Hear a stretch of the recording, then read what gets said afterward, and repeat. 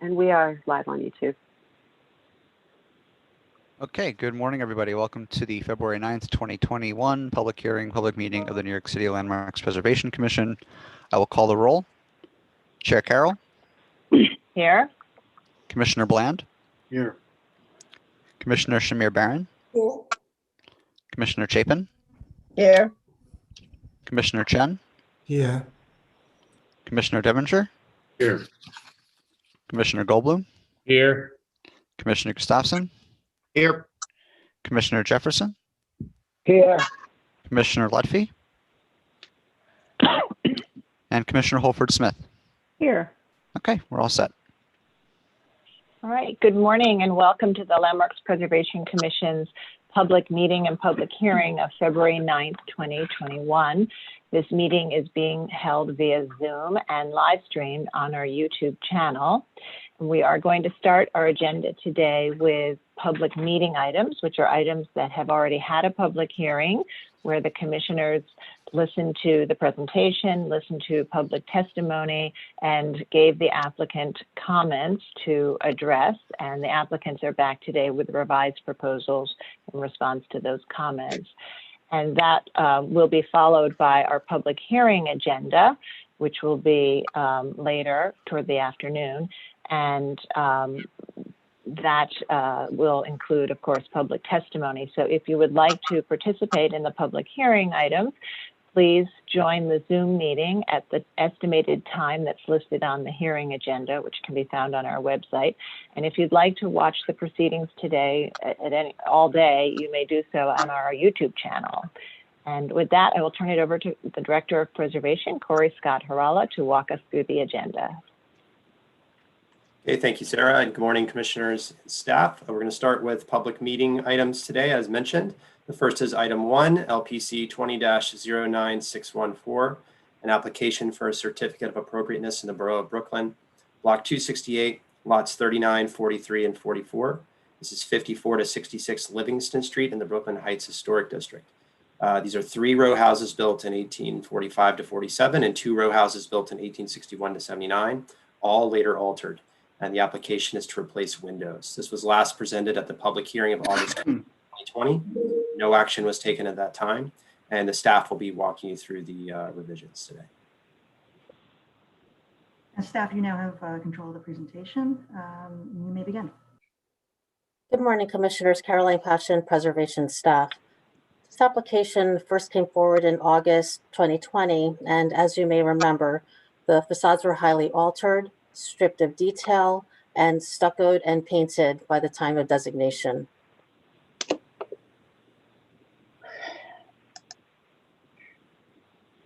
The applicant was proposing to remove all existing windows, which consist of a variety of 1/1 and 2/2 double hung windows and multi-light casement windows, and to replace these windows with aluminum 1/1 double hung windows at all the facades. So at that time, the commissioners were supportive of using some 1/1 windows, but prefer to see more variety introduced by looking at the buildings as 2 groups with variations within them. They also wanted the quality and details of the windows to be improved. So the applicant has returned in response to your comments. And so as suggested, the window configurations will largely be reflective of the 2 original groups of buildings. So starting with the buildings left to right, the 2 on the left, this is number 64 and 66, which were originally eclectic style. The applicant is proposing 1/1 segmental arched and straight-headed double hung windows within the existing original openings, and then fixed single-light casements and multi-light double hung windows within the altered enlarged openings. So then moving to the 3 buildings to the right, this is 54 to 62, which were originally Greek Revival in style. Double hung windows are being proposed at all the facades, and this would be a 2/2 configuration at 54 and 56, and then a 1/1 configuration in the middle, which has wider openings than the others. And these double hung windows will match the configuration at the time of designation. And then finally, the applicant was originally proposing extruded aluminum windows and is now proposing all wood windows with a black painted finish, which will feature 2 different wood brick mold profiles between the 2 groups of buildings. So at 54, 56, and 62, they're proposing this brick mold detail. And then at 64 and 66, a different brick mold detail.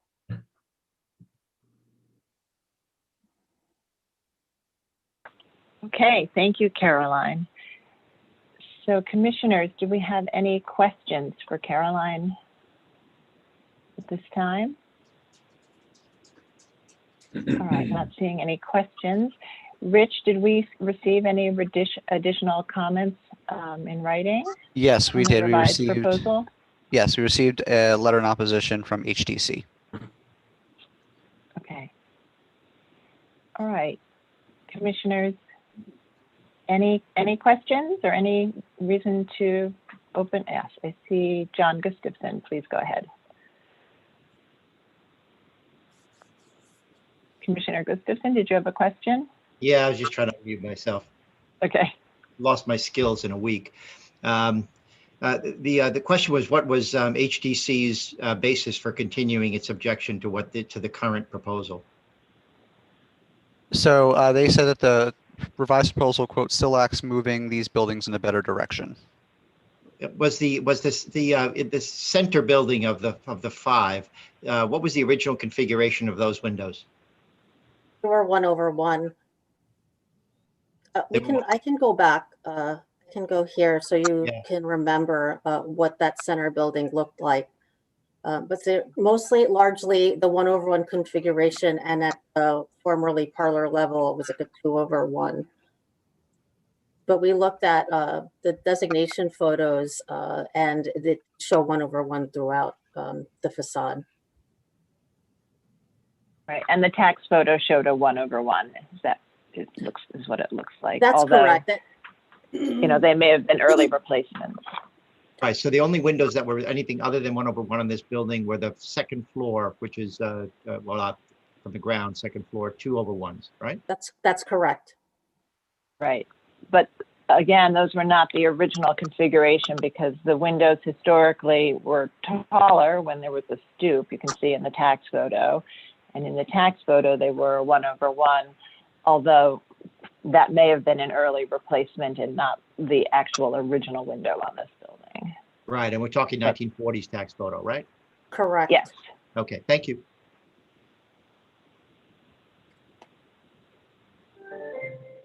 Okay, other questions? Okay, so I think we'll move to our discussion. And so, you know, there was testimony at the hearing that despite the fact that these buildings have been so heavily altered, both in terms of losing their stoop and their details and restuccoing and window sizes changing, that, you know, despite those alterations, that we did hear testimony that they all should be returned to their original configuration as best as one could speculate what that configuration was. And I think that after listening to the whole presentation, the commissioners sort of unanimously you all sort of unanimously discussed a middle ground given the alterations on these buildings. And many of you said that you felt that 1/1 could be found appropriate given these alterations, but really felt that there needed to be some individuality between these buildings and legibility of them once having been different rows.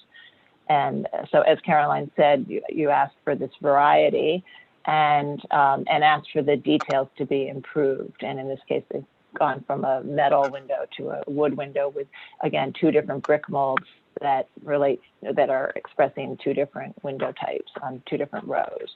So they have, I think, addressed the issue of sort of the individuality of the row. And the center one, those windows have been widened, and so no longer match the proportions of the 2 to the right. So they took a sort of different approach there. So, there are many alterations and many sort of window sizes to grapple with here. And I think that they tried to respond to the comments that, we wanted to see sort of differentiation between those rows and better details. So Commissioner Holford Smith, would you like to start this one? Yes, thank you. Well, I think that the applicant has done a good job to try to provide some variety and some reference back to what was probably original for most of the windows. So I think that this is appropriate, especially since they've changed the window material from aluminum to wood and improved the brick mold detail. I think that this, while it's not, I understand HGC would like to bring these buildings back. Of course, we would too, but hopefully this is a first step and an improvement over what is there now. So I think it's appropriate. Great. Thank you. Commissioner Chapin? I agree with Commissioner Holford Smith. I think they've been responsive to our comments, and particularly in getting the wood windows, I think is very important.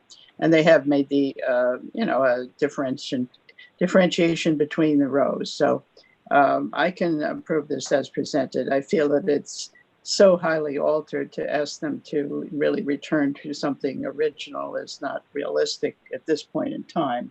Perhaps at a later date, some further changes can be made, but I think this is a good step in the right direction.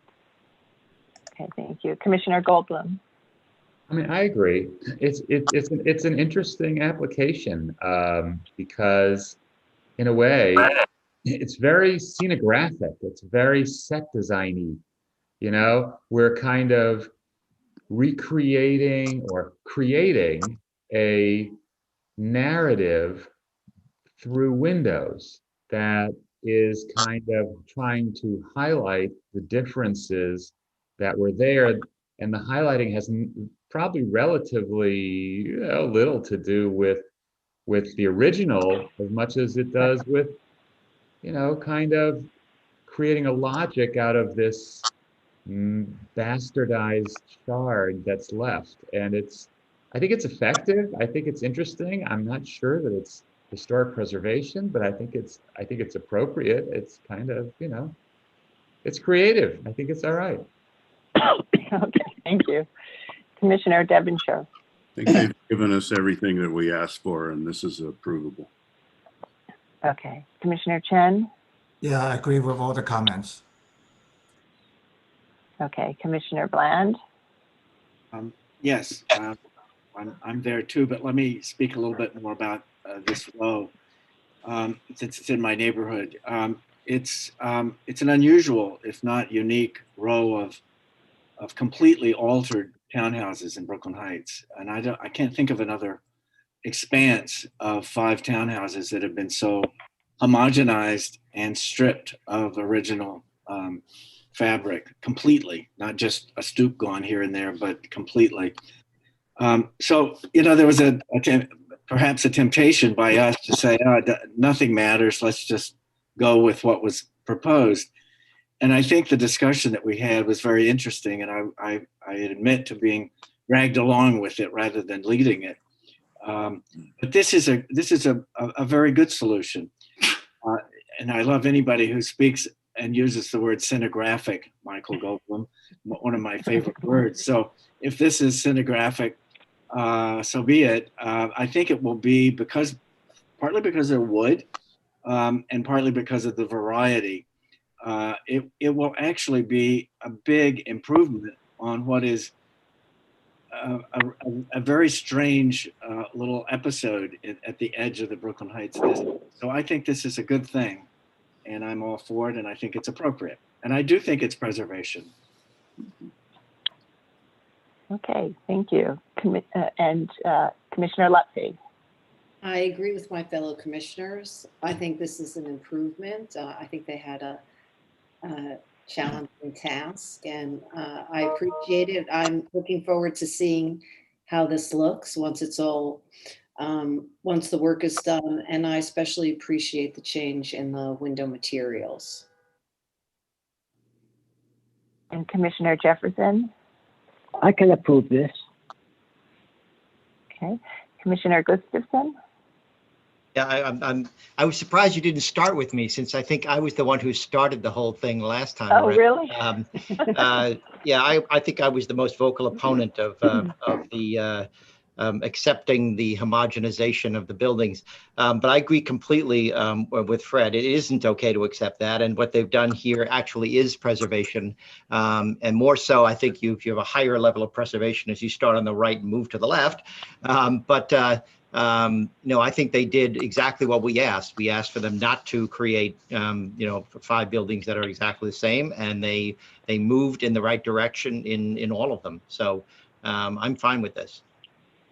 Okay, thank you. Commissioner Shamir Barron?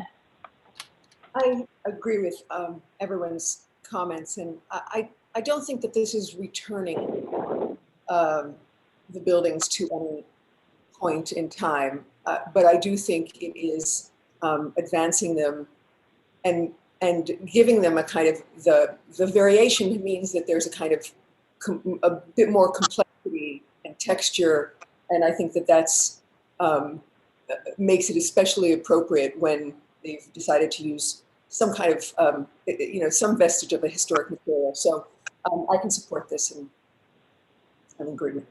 Okay, all right, great. So I think everybody is supportive. So Commissioner Holford-Smith, would you make the motion? Yes. In the matter of LPC 20-09614, 54 through 66 Livingston Street in the Brooklyn Heights Historic District. 3 row houses built in 1845, 1847, and 2 row houses built in 1861-79, all later altered. The application is to replace windows. I note that the building scale and materials are among the features that contribute to the special architectural and historic character of the Brooklyn Heights Historic District. I also note that 54 Livingston, 56, 62 Livingston were built as Greek Revival style houses in 1846, 1847, and 1845 respectively, and that 64 and 66 Livingston Street were built as eclectic style houses in 1861, 1879, and that all houses were later altered prior to designation.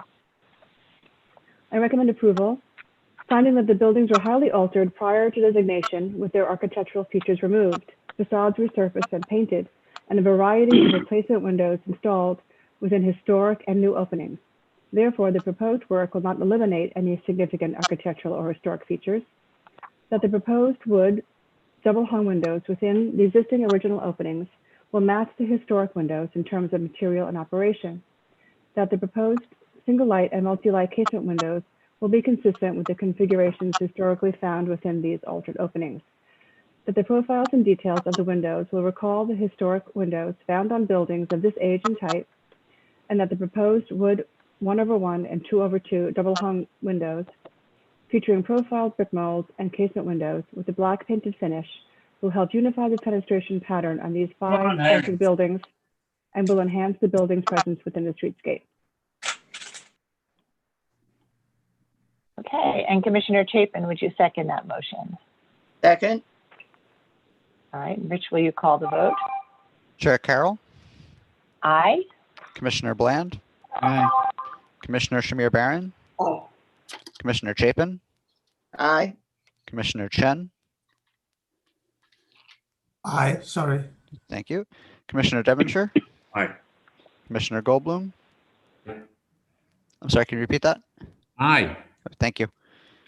Commissioner Gustafson, Aye.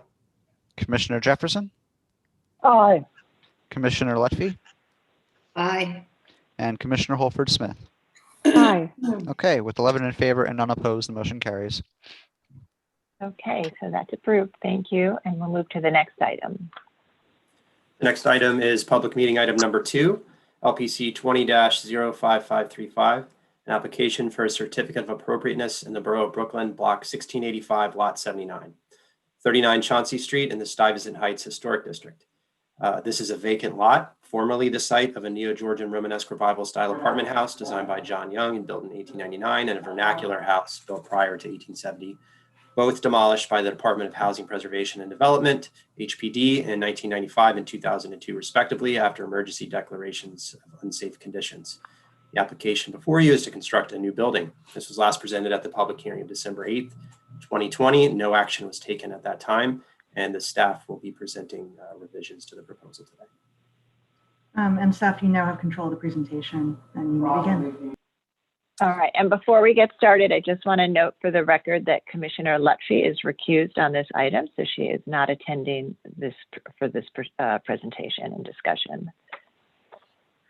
Good morning, Commissioners. Stephanie Kraut, Preservation Staff. This item is 39 Chauncey Street, located at the corner of Lewis Avenue and Chauncey Street in the Stuyvesant Heights Historic District. The empty lot consists of 437, 439, and 441 Lewis Avenue and 39 Chauncey Street. Here we have historic context showing that the lot was once occupied by a 4-story apartment building built in 1899 and a 2-story building built prior to 1870. And here we can see the empty lot in its existing condition. And we'll now move to the previous and newly proposed elevations.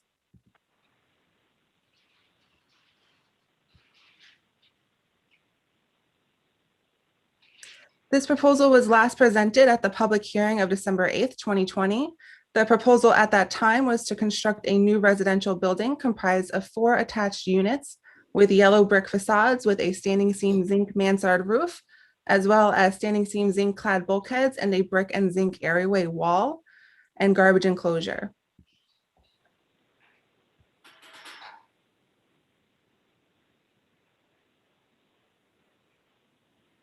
Commissioners present at that hearing expressed a consensus of support for the contemporary approach and the expression of the units as 4 row houses.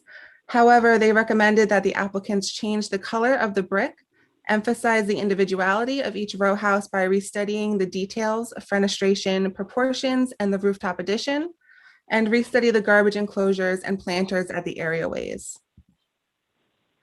The applicants have revised the proposal to respond to those concerns, and I'll now take you through those revisions.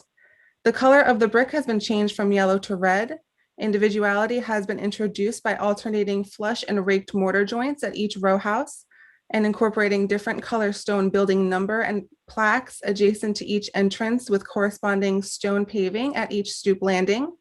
Cast stone sills have been added to the windows and a transom added to the dormer windows. A metal gutter has been introduced to the roofline, and the roofs of the stair bulkheads at the end units have been sloped, and the roofs of the penthouses at the center units have been partially sloped. And the design of the areaway planter and garbage enclosure was changed from brick piers with metal doors to an all metal wall and door assembly. This is the previous proposal at the Chauncey Street facade, where a few commissioners expressed concerns about the detailing of the bay window. And the new proposal for the Chauncey Street facade incorporates stronger vertical mullions at the bay window, as well as the cast stone sills and metal gutter also seen at the Lewis Avenue facade.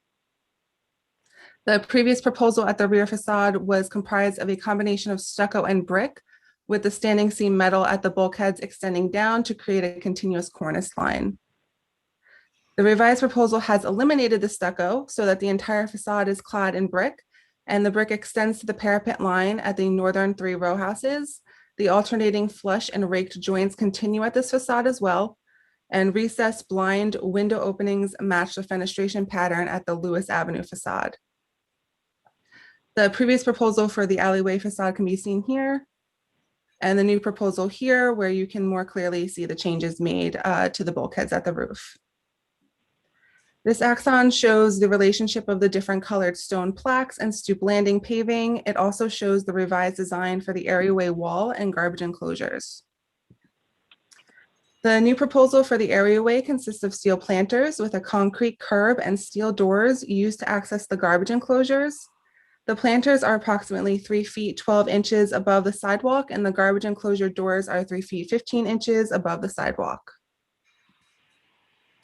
Here we have sections of the areaway, including one through the planter, which can be seen here in the middle, and the other through the garbage enclosure right here. For your reference, here's the previously proposed materials palette. and the currently proposed materials palette. And we'll now move to the comparative renderings. So here you can see a rendering of the previous proposal from Troy Avenue. And here is a rendering from the same location of the new proposal. This rendering shows the previous proposal from Lewis Avenue. And here you see that same view of the new proposal. And this rendering of the previous proposal is from Chauncey Street looking west. Here we have the new proposal from that same view. And here we have a view of the new proposal from farther east on Chauncey Street looking over this row of 2-story buildings. And the applicants are here to answer any questions. All right, thank you for really clear presentation. Commissioners, do we have any questions for staff or applicant? Yes, Commissioner Chapin, please go ahead. I seem to remember there was some discussion of the, what I call the penthouse being maybe a darker color to differentiate it. Perhaps I'm mistaken in that. Does anyone recall about the? Yeah, I think there were some comments about the color of and/or material choice of the zinc. Perhaps we should open up the proceedings, and so maybe the applicant can speak a little bit to that choice of material and color and why they are sticking with it. Okay, so everybody, I'm going to start unmuting or requesting to unmute you so we can do that. Okay, and Commissioner Chapin, would you make a motion to open the proceedings? Motion to open the proceedings. Okay, and Commissioner Jefferson, would you second that motion? I second the motion. Okay, all in favor, say aye. Aye. Aye. Aye. Any opposed? Okay, the applicant may speak, and if you'd like to address Commissioner Chapin's question about the material choice at both the mansard roofs as well as the rooftop bulkhead, and why you think that it works with the change in the brick color or the change in the shape of the bulkheads. Is the applicant here? Yes, just remember to unmute yourself. Here we go. Okay. Am I here? Yes, you're here. How are you? I'm fine. Good morning. I can't see myself.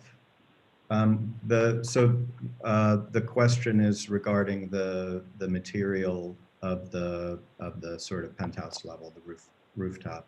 And the color also. The color, right. I mean, of course, I think we're happy to change that. We had originally had sort of one unified rooftop addition there, or not addition, one unified mass at the top, and we certainly changed the form of it to break it down a little bit to help express the difference between each of the proposed houses. And we had proposed sort of two shades of the zinc, a lighter one at the roof, with the hope that it would recede a little bit. Given the activity of the roof now, with all the articulation, my worry would be that if it isn't a lighter color, that it will have even more presence than it does now. That the articulation on the roof, gives it enough presence, unified to the houses, but I worry about having a heavy top. If it matched the zinc of the mansard, maybe that helps unify it, and helps it recede. We'd be happy to, take your lead on that, but I think either something lighter or something matching is appropriate. That was our thinking.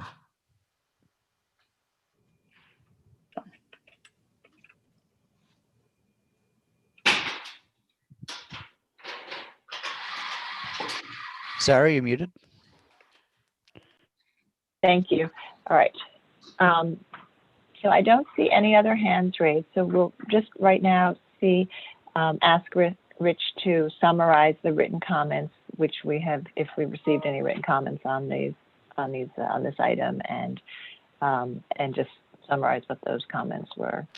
Yes, we received 5 additional letters from neighbors who maintain their opposition to the application. Okay. All right. Okay, so I think not seeing any questions. I think we'll move to our discussion, and there's a couple of you that are muted. I'm just gonna unmute you for the conversation. And as was presented, I think very well by Stephanie, the commissioner's comments really sort of supported the approach and the style, but many commissioners had comments about the color, the materials, the level of detail, the proportions, and there was a lot of discussion about the areaway garbage enclosures.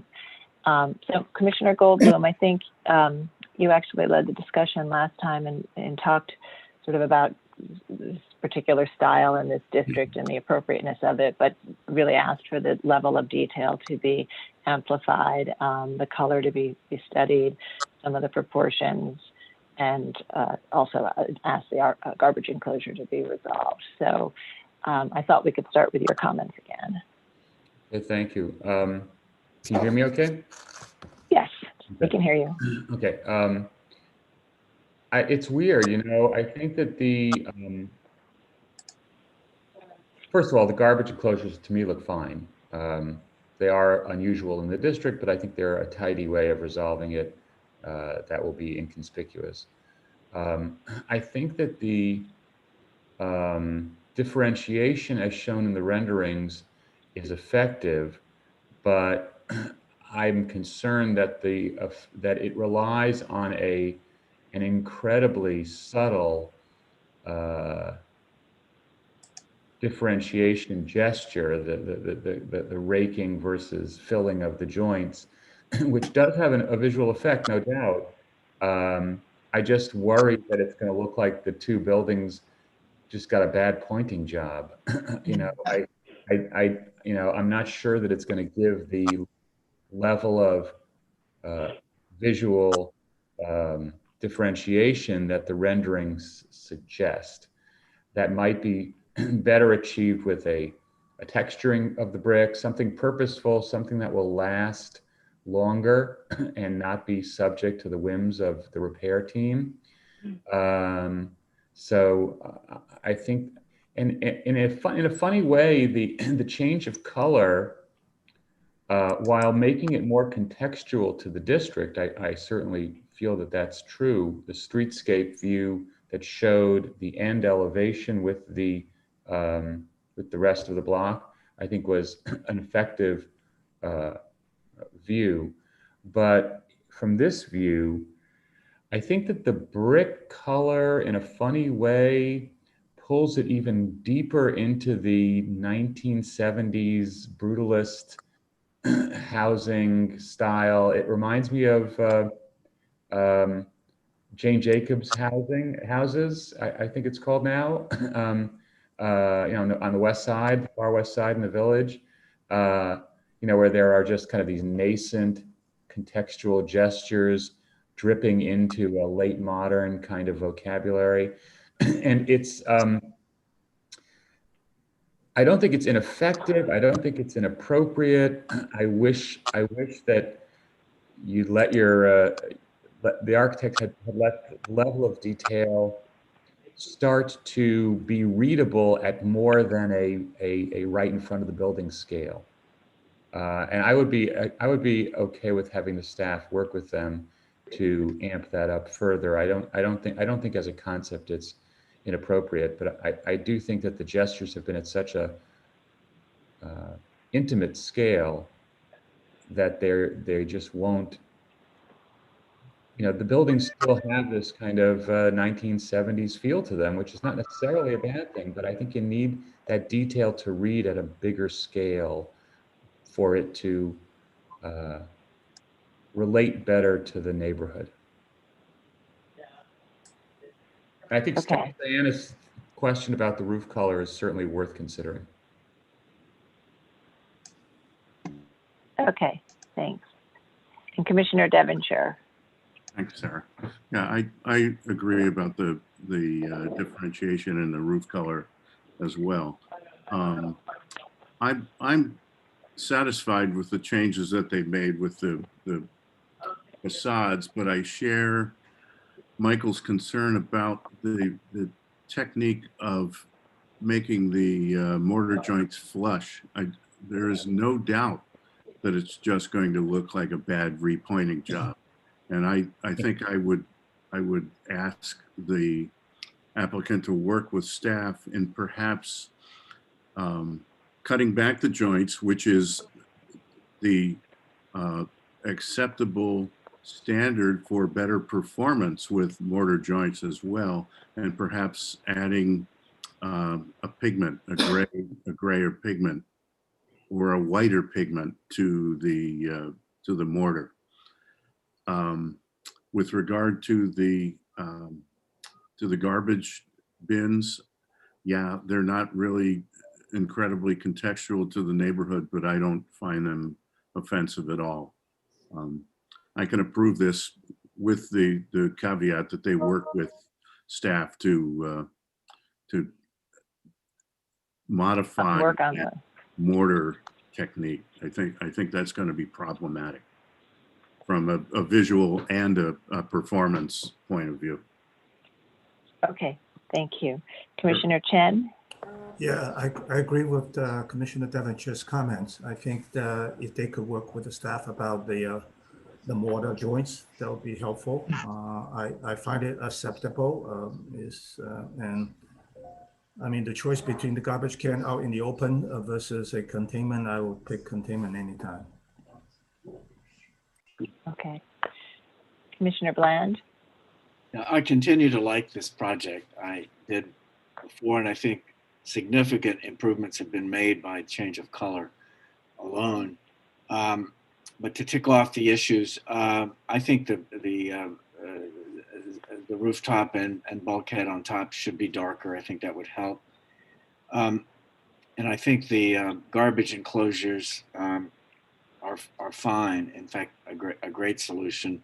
Something like this exists right down the street from me on Pierpont Street. I think it's very effective. I wish more brownstones could figure out how to deal with the garbage can issue. And I think this is a very sophisticated way of doing it. With regard to the differentiation of the buildings, I agree with what has been stated so far, that it's not the subtlety that's the issue, it's the long-termness of the issue. I think whenever they need to be repointed, all of this would be forgotten and they'll all be back to the same. So I think perhaps it could be that the differentiation is better achieved through, although subtle, through the mortar change of color. All we have to do is go on the FDR and see Peter Cooper Village or Stuyvesant to see that that makes a big change. Just the mortar color makes a big change. For years, I used to think that was a brick change, but no, it's just the mortar change. So that could do it, but also that's subject to change over time as well.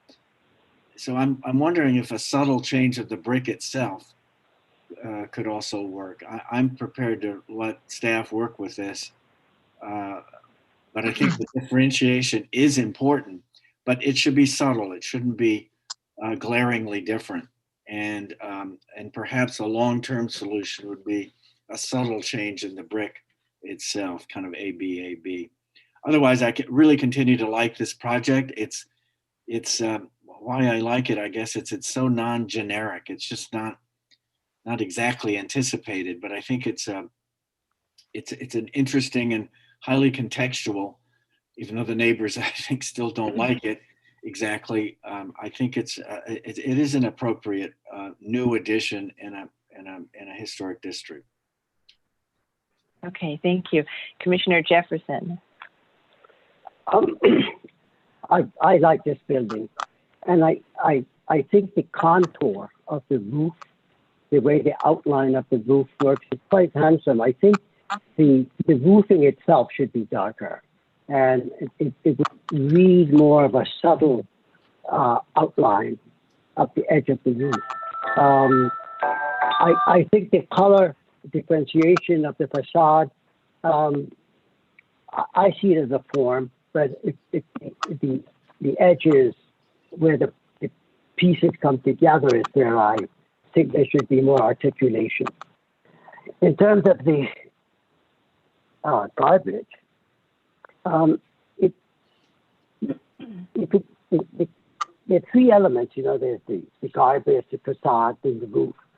If that could be a different color, I know you can't make it out of brick because you have to put a metal door on it and it would articulate the door. I think at the end of the day, I buy into what's there. I accept the solution for the garbage. Okay, thank you. Commissioner Gustafson. I have nothing to add to my fellow commissioners' comments. Okay, Commissioner Shamir Barron. Thanks. I was in support of the project last time around for all the reasons that have been stated, especially by Commissioner Bland. And I'm sort of struggling with the change in the brick color. On some level, I really appreciated the ways in which it sort of unapologetically distinguished itself previously in its color, in the kind of, I don't know which period you described this at, but in its difference from the context. And so now I struggle a little bit with its sort of giving over to the color anyway, typology of the brick in the area, because I think that there is no need for this thing to sort of bend over backwards to conform.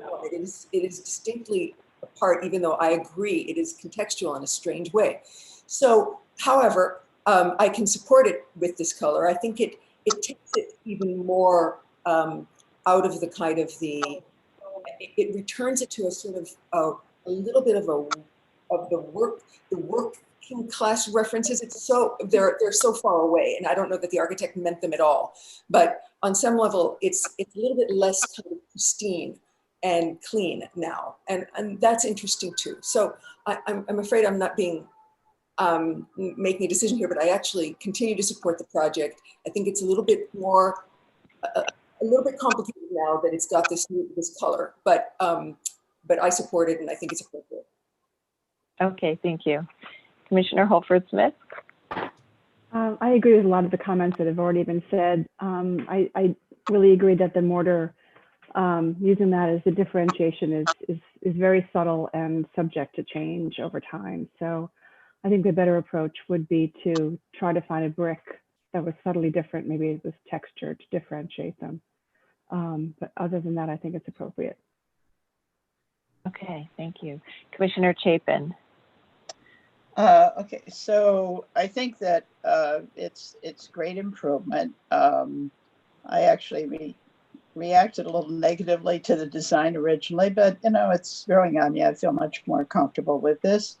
I think that the brick color has helped a great deal, and also I think the brick trying to differentiate the individual houses with a subtle change in either the brick color or the mortar or whatever is works the best is a good thing, and is the rendering, which may not be what would actually happen, is successfully communicates that. So doing that in whatever way is most effective is something I can support. I think I can also support those garbage enclosures, though they're not typical of the neighborhood, but they are solving a problem, and it's a more contemporary design, and I think I really can support that. I am feeling, and also I think that the reconfiguration of the roof is very successful in reducing the massing.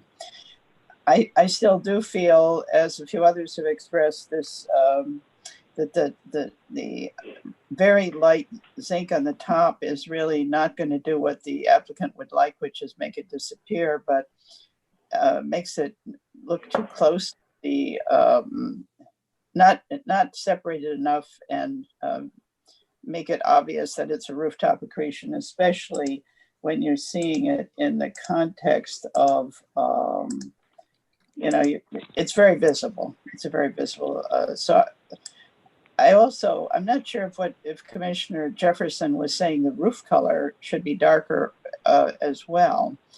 And I was kind of thinking about that earlier because I was looking at the other mansard roofs and thinking about how normally mansards are, with this brick color, would be a dark gray or black, something closer maybe to the color of the those garbage enclosures rather than the color of the top of the bay.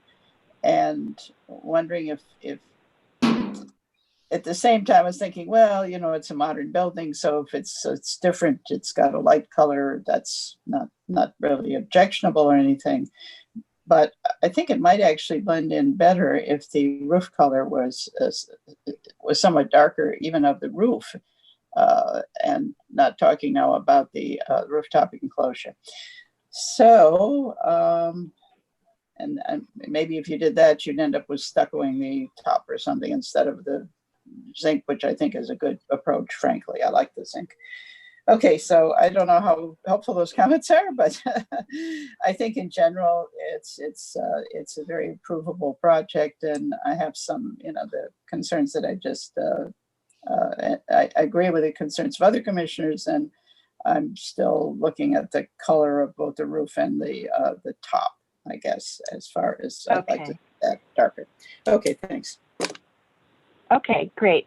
So thank you all, commissioners. I think the comments were very helpful, and I think many of you had supported it with the notion of continuing to work with staff on some of the details, the differentiation, and the color palette. So I think let me try to make a motion on this and see if I've captured it, and if we can make a vote for them to continue to work with the staff.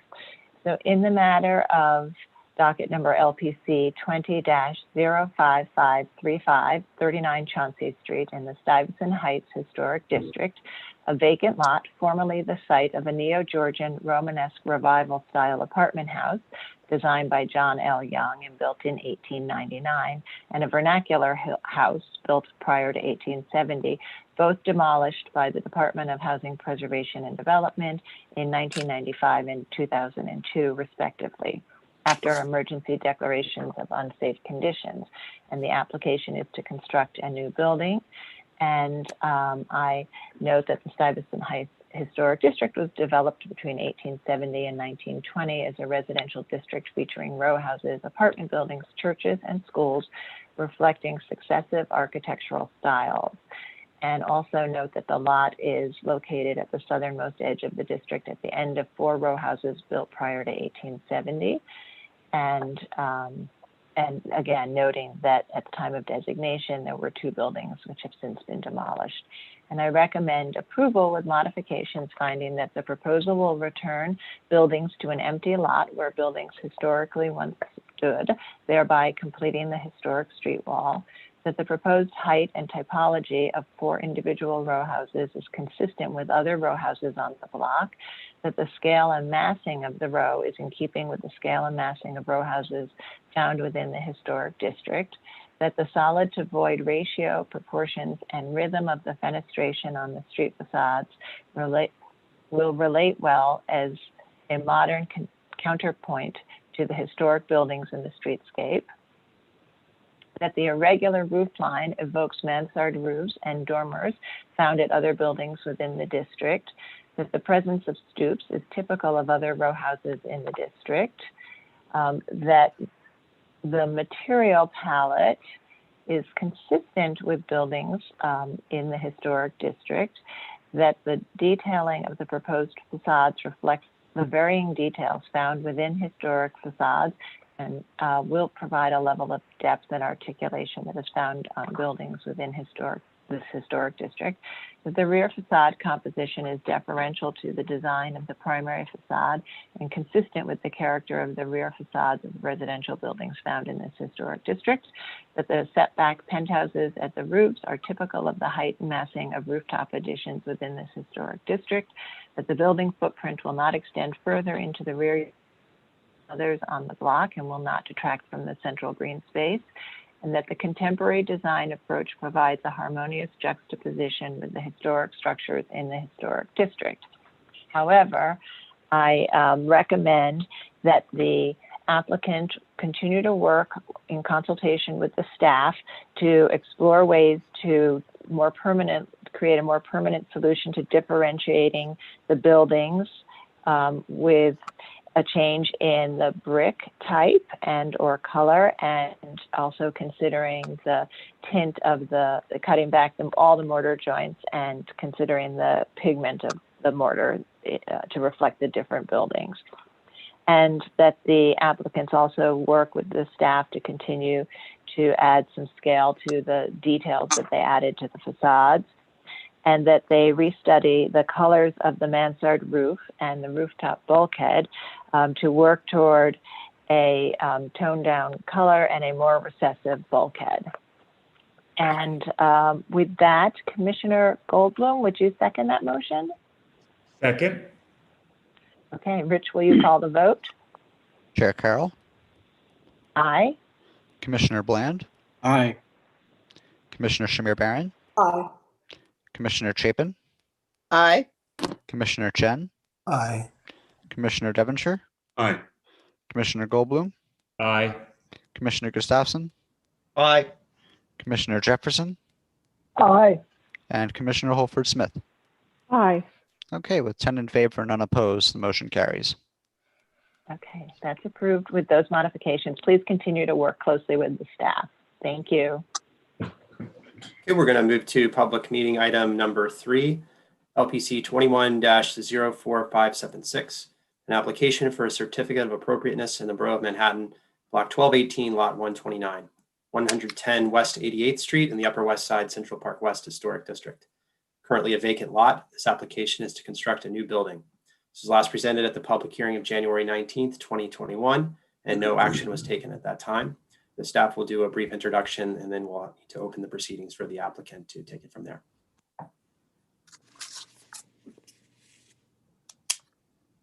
Okay, so Commissioner Jefferson, can we have a motion to open the proceedings? I motion to open the proceeding. Okay, thank you. And Commissioner Shamir Barron, would you second that motion? Second. All in favor, say aye. Aye. Aye. Aye. Aye. Any opposed? Okay, Jordan, you may begin. All right. Good morning, commissioners. Can you see me okay? I can't see myself, which is a good thing. But good morning. I'm here returning, Jordan Rogoff of DXA Studio, returning to present 110 West 88th Street. I think when we presented last month, majority of the comments had to do with perhaps the detailing and materiality that we pursued might be too subtle in a number of regards. And so with those comments, we made some minor changes to our design, which I'm here to share this morning. Okay. So Jordan, you just need to click on the. Yeah, there we go. It's just a major lag. Okay. Very quickly, to refresh your memory on the project, we're in the Upper West Side Central Park West Historic District on 88th Street. The parcel itself is the remaining piece of a much larger development, 101 West 87th Street. And it's also the 8th plot of an 8-row house assemblage designed by Samuel Reed in 1886, and then demolished at some point in the 1980s.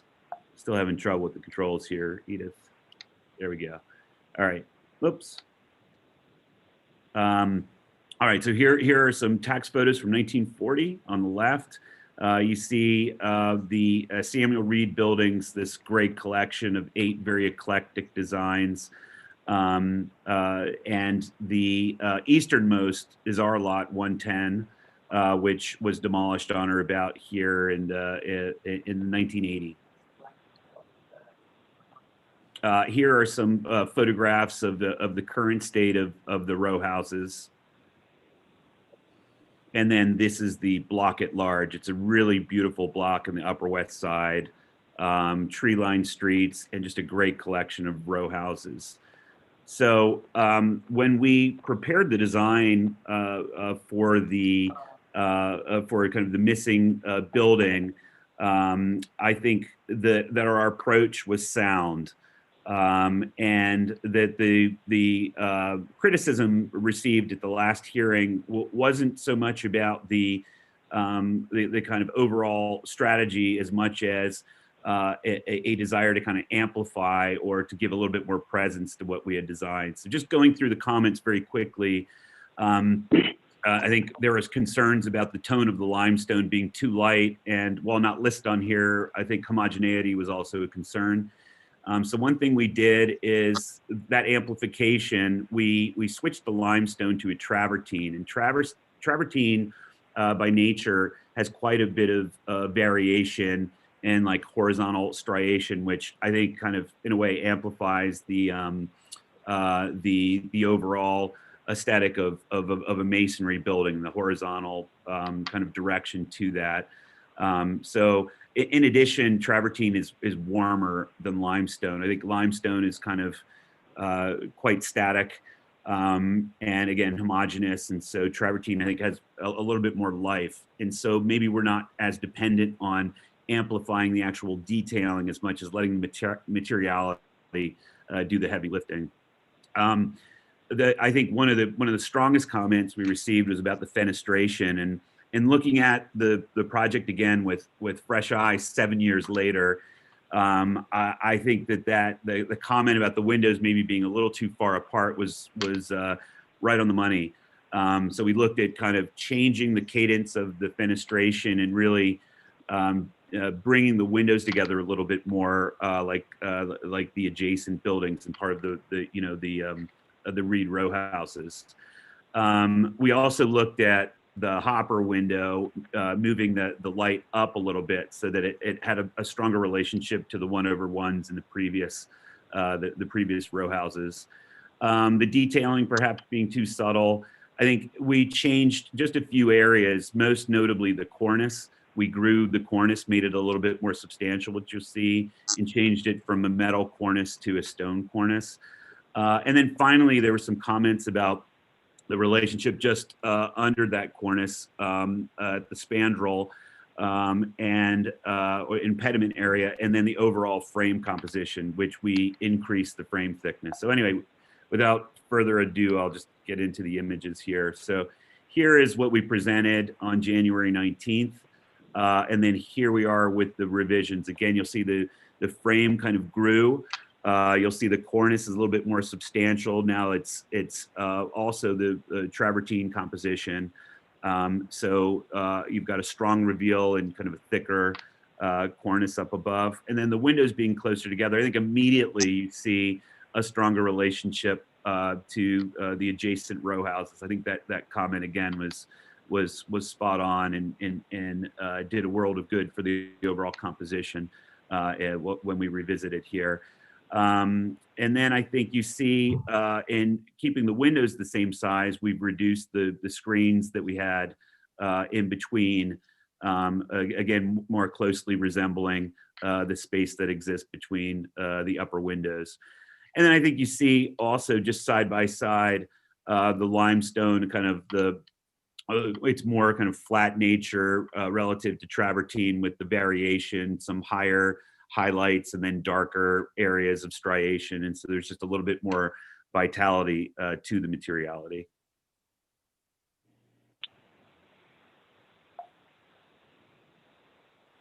Sorry for the lag. There we go. In the cornice, a little bit more of a close-up. You see on the left, that was a painted steel. Now we're doing stone. I said it was travertine. It might end up being a precast element pigmented to match the travertine, but regardless, it'll look the same. And then kind of a deeper reveal that turns the corner and finishes with the travertine then engaging in the similarly colored brick on the secondary walls. So just quick montage elevations with and without the building.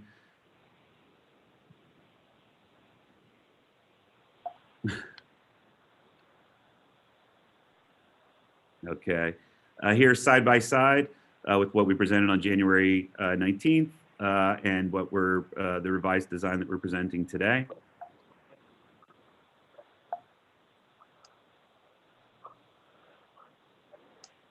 And then the details.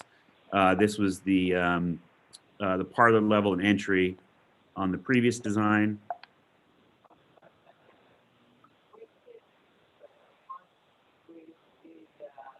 And then what we're proposing today. So again, in order to make the frame a little more substantial, we've moved both the doors and the parlor window in together a little bit closer.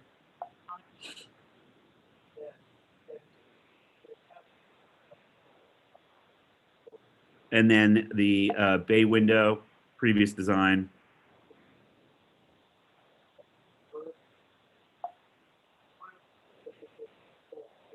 Sorry about the lag. And then this is the revised design. So the screen, the slat area is a little bit more narrow. Windows remain the same size as previously. And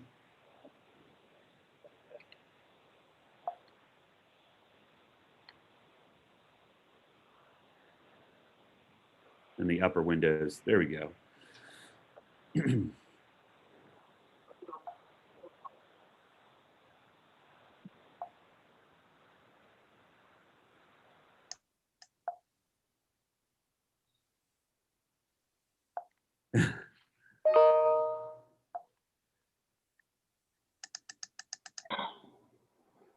Edith, you maybe want to take over. I'm not sure what the lag is. Sure. There you go, terrific. So just, I think this is one of the last slides, actually. This is just showing the detailing of what was proposed before. Again, this was with limestone. And then the next slide will show the travertine change in proportions of the frame. And again, we kept quite a bit of the same detailing that we had previously, but we thought the materiality, again, could bring that vitality and the amplification that was spoken of. We think that it does so effectively. And actually, when looking at the existing row houses there, you see that the brick, even though it's one type of brick, there's like efflorescence, there's all kinds of different kind of patinas that have developed over it. And we think that the travertine kind of speaks to that there's kind of these little micro environments across the facade of different characteristics. So again, it's kind of taking elements that I think reference but aren't the same as those adjacent properties. And so I think that might be it, but you could check the next. Oh, here, that was just a quick slide showing our travertine base sample, and then this beautiful Spanish brick that kind of matches that color that could be on the secondary walls. And that's it. Okay, thank you. Thank you for the presentation. We have a few questions. So I'm going to start with Commissioner Goldblum. I just wanted to ask about the reveals or the joints. One of the most striking differences in the renderings is the much uniformly darker joints, even in the detail image. It looked in the first case that you were basically just routing the stone to create a reveal, whereas in the second image of the detail, it looked like you had actually done like a kind of a rain screen with a shadow behind it. What's the plan? It's not a rain screen. It is a barrier wall with raked joints. So the rendering might kind of make that look a little more dramatic. But no, it's still going to be rake joints, a pigmented mortar to match the travertine. Thank you. Okay, Commissioner Chen. Yeah, just to follow up on the detailing, by the way, it's very neat and nicely detailed. You mentioned about the quality of the unevenness of the travertine. It looks nice on rendering, on detailing. Are you concerned about the porousness and the being subject to outdoor element that historically has been have some issues with some historic buildings? Yeah, that's a great question. I think for those of you who remember, we brought 100 Barclay, the Ralph Walker project, to you a number of years ago. I think that was my first foray with travertine, that's the travertine detailing there has stood the test of time. I think if it's properly detailed and maintained, that it's a fine material outdoors. But it has to be properly installed, and the barrier wall detailing is critical to that end. That's good to hear. Okay, Commissioner Devonshire.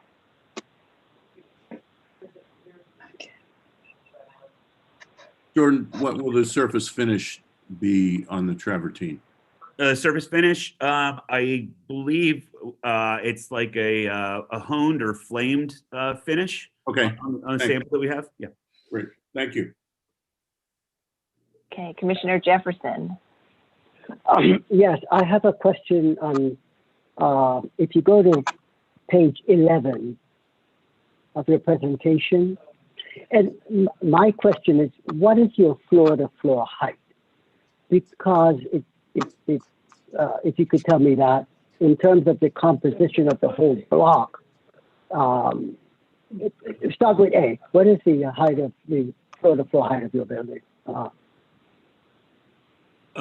Lester, are you on here with? Sure.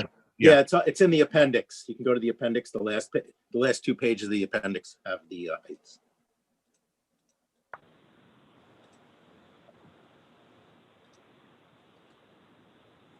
Do you have page numbers for that? I could find it last night. Oh, right here. There we go. If you zoom in on the upper left-hand side.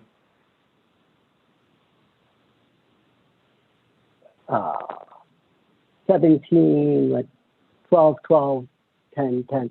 Okay, because if you go back to that image, so that's the height. Okay, thank you very much. Thanks. Okay, any other questions? All right, I'm not seeing any other questions. Rich, did we receive any additional written materials? We did not, no. Okay. All right, so I think if there are no other questions, we can move to our discussion. And, I want to just, again, sort of reiterate where we are. This was a new building that the commission approved in 2014, and the permit has since expired. The approval was good for 6 years. And so now in the 7th year, the applicant came back to us to ask us to reconsider it. And I think while some commissioners remained supportive and found it appropriate, others asked for some refinements in some detailing and proportions. And so I think, many felt that the height and the design was appropriate, and that treating this as a one-off building and not part of the row, and the contemporary approach to be appropriate.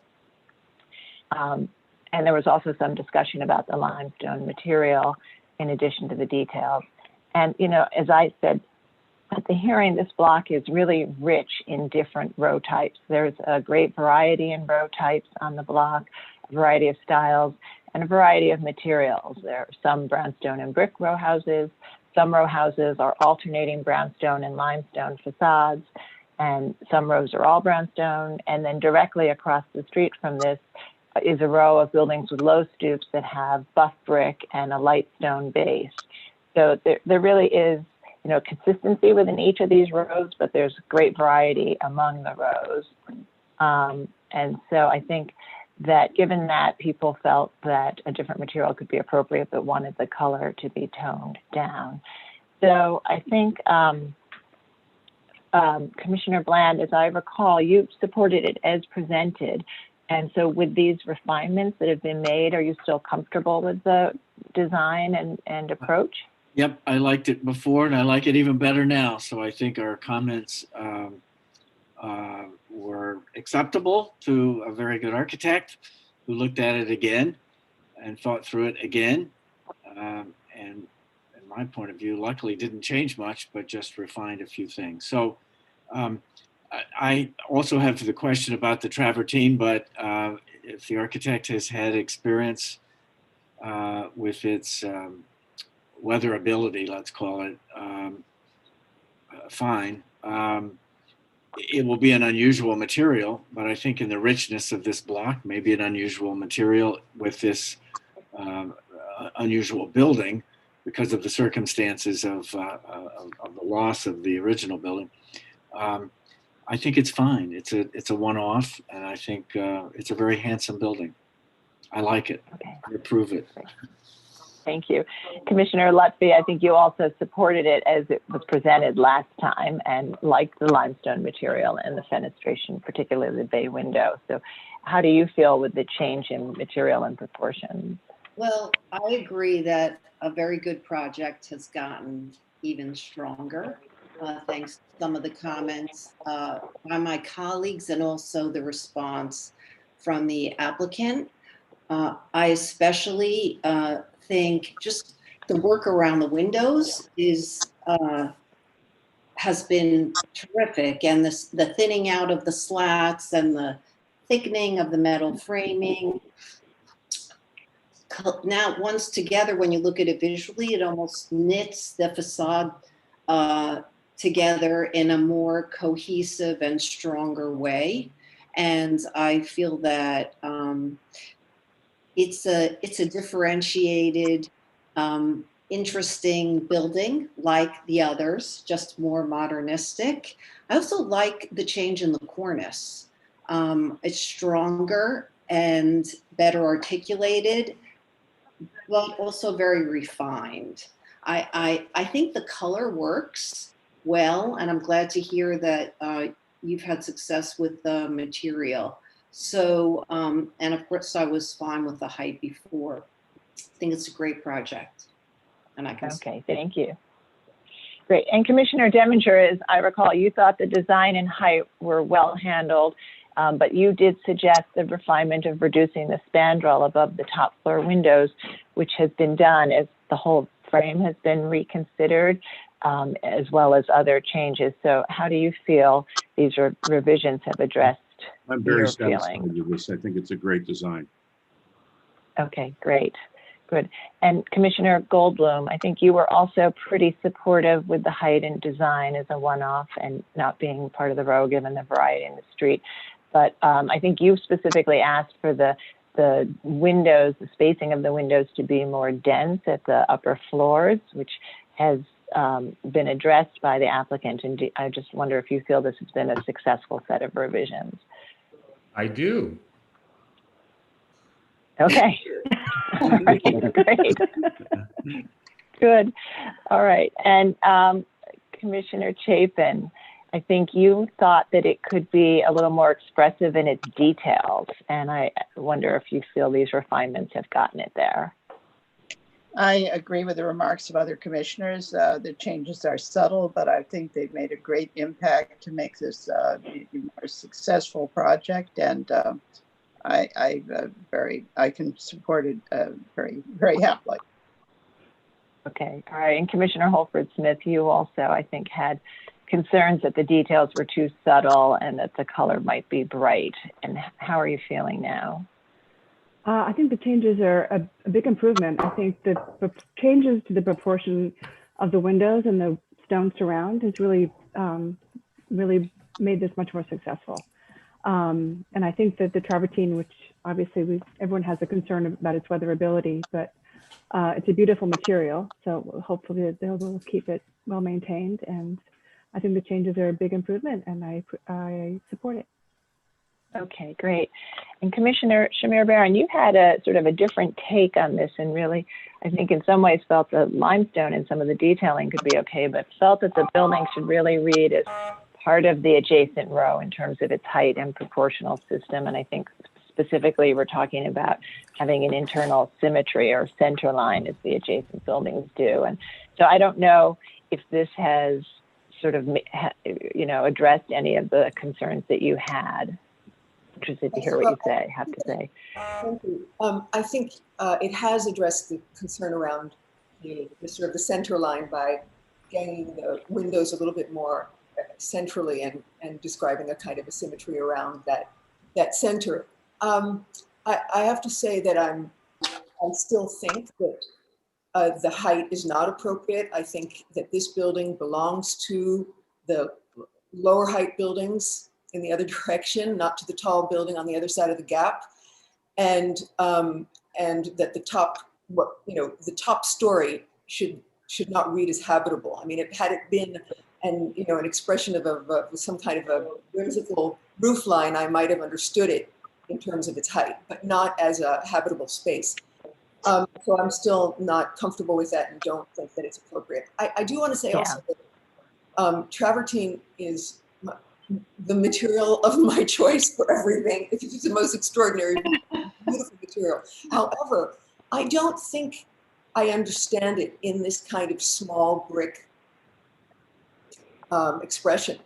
I mean, I think it's so much more kind of convincing and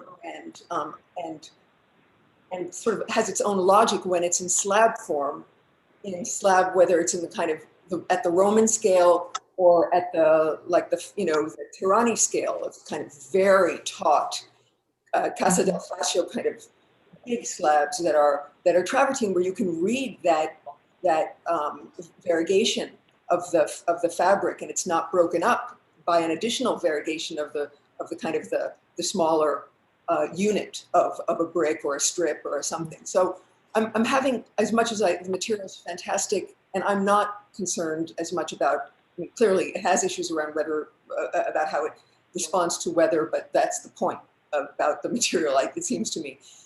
So I find more problematic the unit size. But in any event, it's more the height issue that is still a concern to me. Okay, thank you. All right, and Commissioner Gustafson? I wasn't here for the first hearing, but I'm in Commissioner Shabir Barron's camp about the height. I think I accept that if I had been there, that they were responsive to the comments made by the commissioners. However, I still don't. I wouldn't approve it. Okay, Commissioner Jefferson.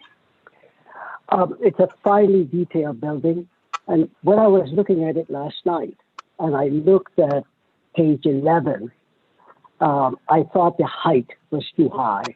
I thought this block was terminated at the end by this big block at the end, and this building, even with the space in between it, it ruins the composition of the block. I think it has to be lower. I think it's too high, and that's my comment. I agree with the fellow commissioner. It's just too high. It should be almost the same height as the others. Okay.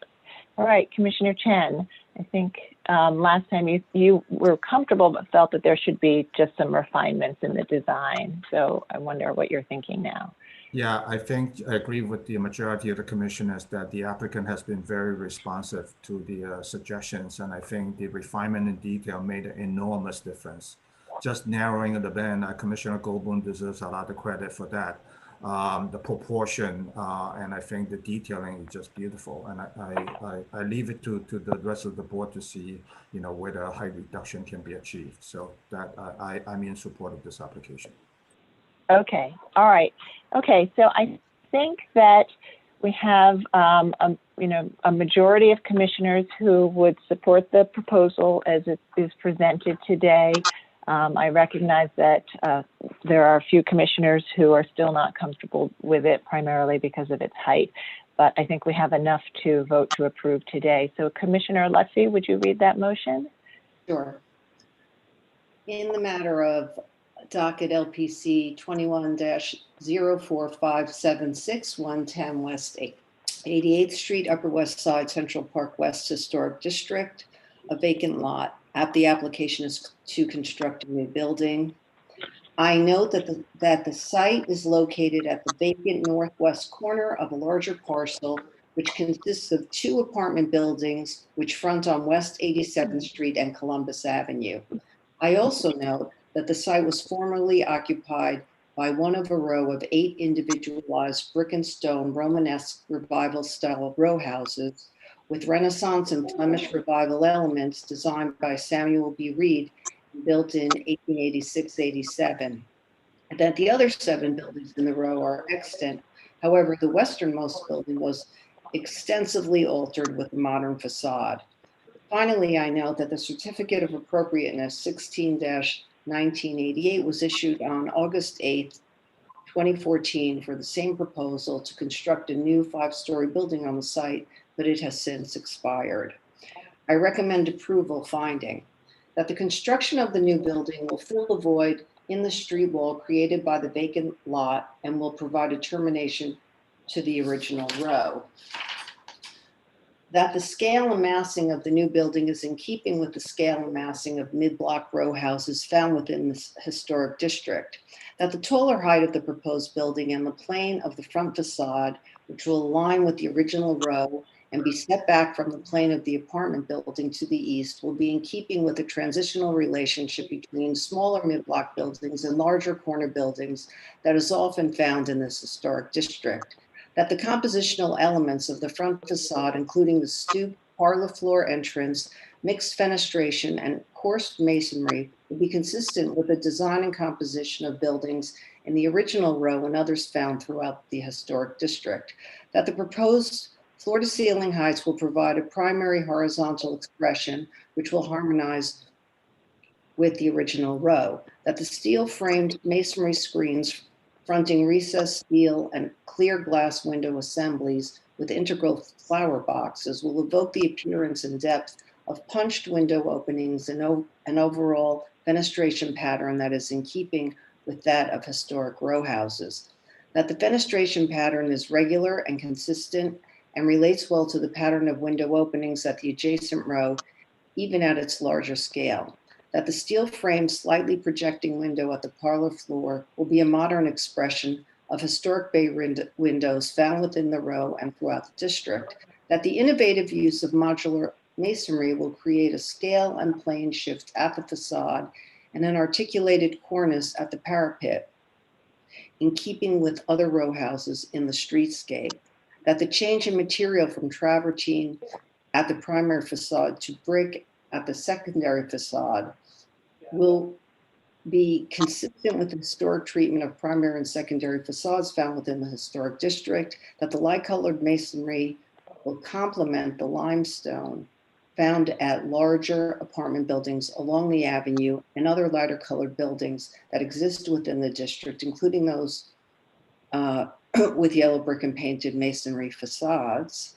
That the proposed masonry stoop and painted ironwork at the areaway will relate to these historic features found throughout the historic district. That the penthouse will be well scaled to the building and seen only from limited vantage points and therefore not overwhelming the building or streetscape. That the footprint of the building and its setback upper facade at the rear responds to both adjacent neighbors and will not compromise the character of the green space in the center of the block. That the height of the proposed building as seen from the rear yard will be mitigated by the building's location at the end of the block and adjacent to a taller building and will not overwhelm the adjacent row house and detract from green space. And that the design of the rear facade featuring brick cladding and metal frame windows, a graduated scale of fenestration with punched windows at the upper floors and projecting lintels and sills will utilize traditional row house materials and architectural features. Okay, thank you. Commissioner Devonshire, would you second that motion? He looks frozen. Okay. All right, so let's go with Commissioner Chapin. Would you second that motion? Second. Okay, Rich, will you call the vote? Chair Carroll, Aye. Didn't get Commissioner that. Bland. Could you try again? Aye. Commissioner Shamir Barron. I'm sorry, say that one more time. No. Okay, thank you. Commissioner Chapin, Aye. Commissioner Chen, Aye. Commissioner Devonshire, Aye. Commissioner Goldblum, Aye. Commissioner Gustafson, A. Commissioner Jefferson, Nay. Commissioner Lutfi, Aye. and Commissioner Holford Smith. Aye. Okay, with 8 in favor and 3 opposed, the motion carries. Okay, so that's approved again. Thank you and good luck, and we'll move to the next item. Thanks so much. Then Thank you. we're going to move to the last public meeting item. This is item 4, LPC 21-01073, an application for a certificate of appropriateness in the Borough of Manhattan, Block 1170, Lot 7502. 2211 Broadway, the Apthorp Apartments, individual landmark, also in the West End Collegiate Historic District Extension. This is an Italian Renaissance Revival style apartment building designed by Clinton and Russell and built in 1906 to 08. The application is to remove cast iron vault light covers at an areaway. This was last presented at the public hearing of December 8th, 2020. A separate portion of the full proposal was approved in part on that day, but no action was taken with regard to the cast iron vault light covers. Staff. Staff will be doing an introduction.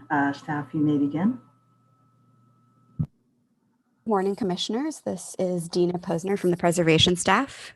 This application for the Apthorp Apartments was previously presented at the hearing on December 8th, 2020, and the proposal included removing the vault light covers at an areaway and removing a modern built-in bench at an areaway wall. The removal of the bench was approved, however, no action was taken on the removal of the vault covers. The vault covers exist at only one areaway location near the corner of West 79th Street and Broadway. They are behind an areaway wall and are currently covered with concrete. The commissioners expressed concern that the covers may not be in an advanced deteriorated state, that the presence of the vault covers may have been part of a larger design with vault covers previously at other locations around the building perimeter, and that within that context, the vault covers may have been an intended significant feature. The proposal to remove the vault covers remains unchanged, and the applicant is now requesting to walk through their research and responses to the commissioners' concerns. Okay, so we will need to make a motion to open the proceedings. So commissioners, I'm now asking to unmute all of you. Commissioner Gustafson, would you make a motion to open the proceedings? So moved. Okay, and just getting everybody unmuted. And Commissioner Goldblum, would you second that motion? Second.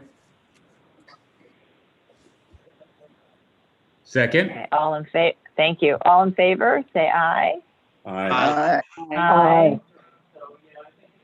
Any opposed? Okay, the applicant may begin. Good morning, everybody. My name is Joe Lombardi. I am a registered architect in New York. We have previously discussed the vault lights and the removal of the bench at our last meeting. And there was some concerns about the overall historic significance of these vault lights and if they were present anywhere else on the building. So I just wanted to try to respond to those concerns and lead you guys through some of the further documentation and research we did. So here you can see the area highlighted in red is the only area where the vault lights were discovered. The areas around the building are an open areaway that permit light into the subcellar space.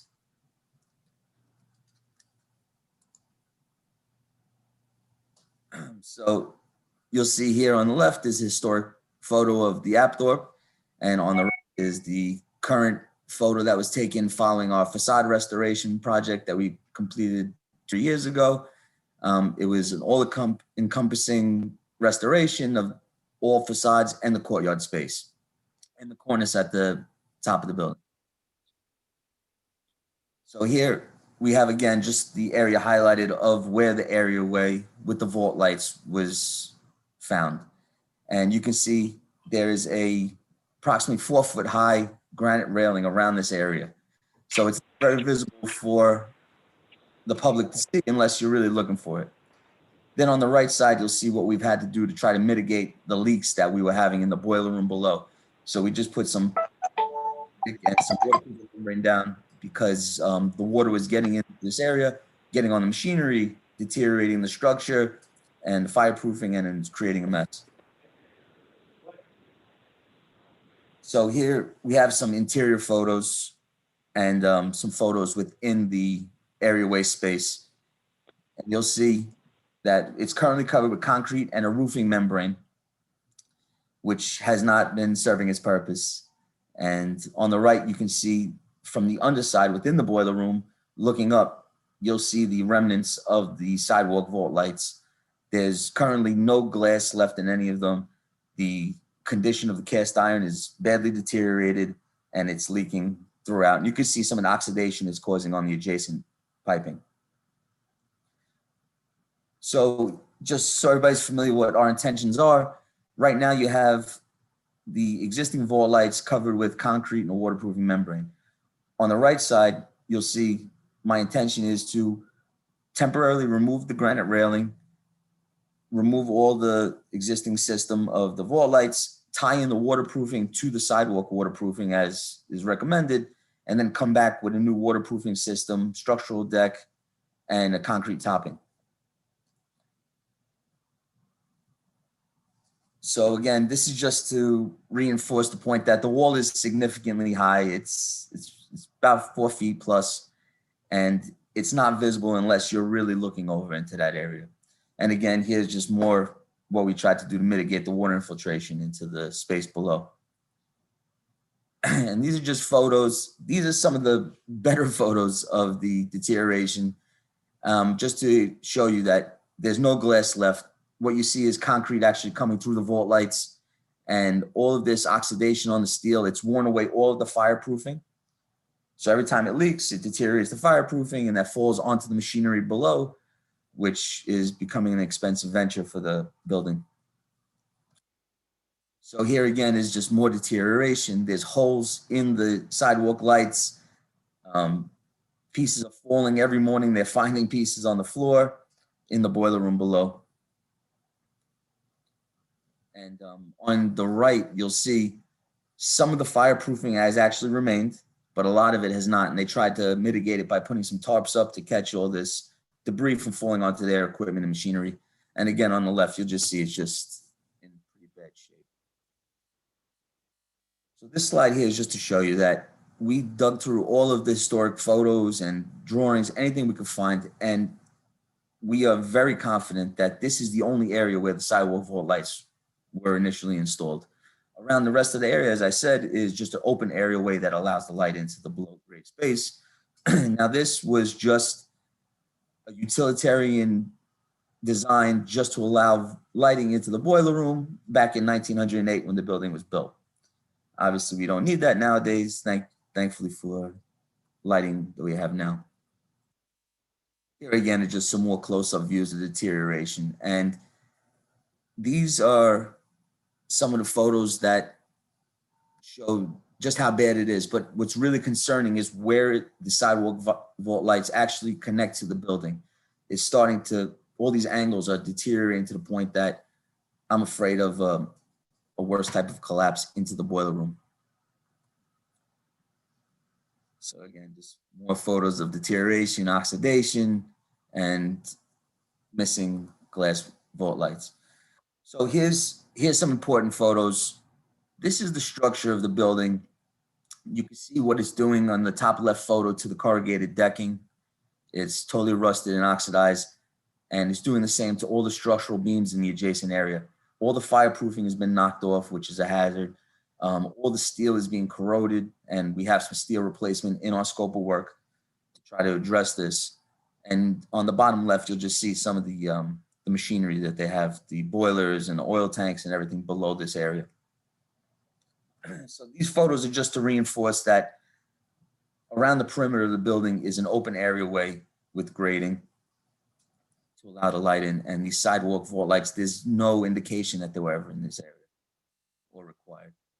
There's a few more just from within the areaway and from above looking down. Here you go, same. So on the left, you'll see some structural repairs that we have recently done, new brick, new coated steel. And the real point I'm trying to make is that these vault lights are in very bad condition. It's causing leaks. It's causing structural damage. It's removing fireproofing. And these vault lights are historically known to leak throughout. The visibility from the street is very minimal.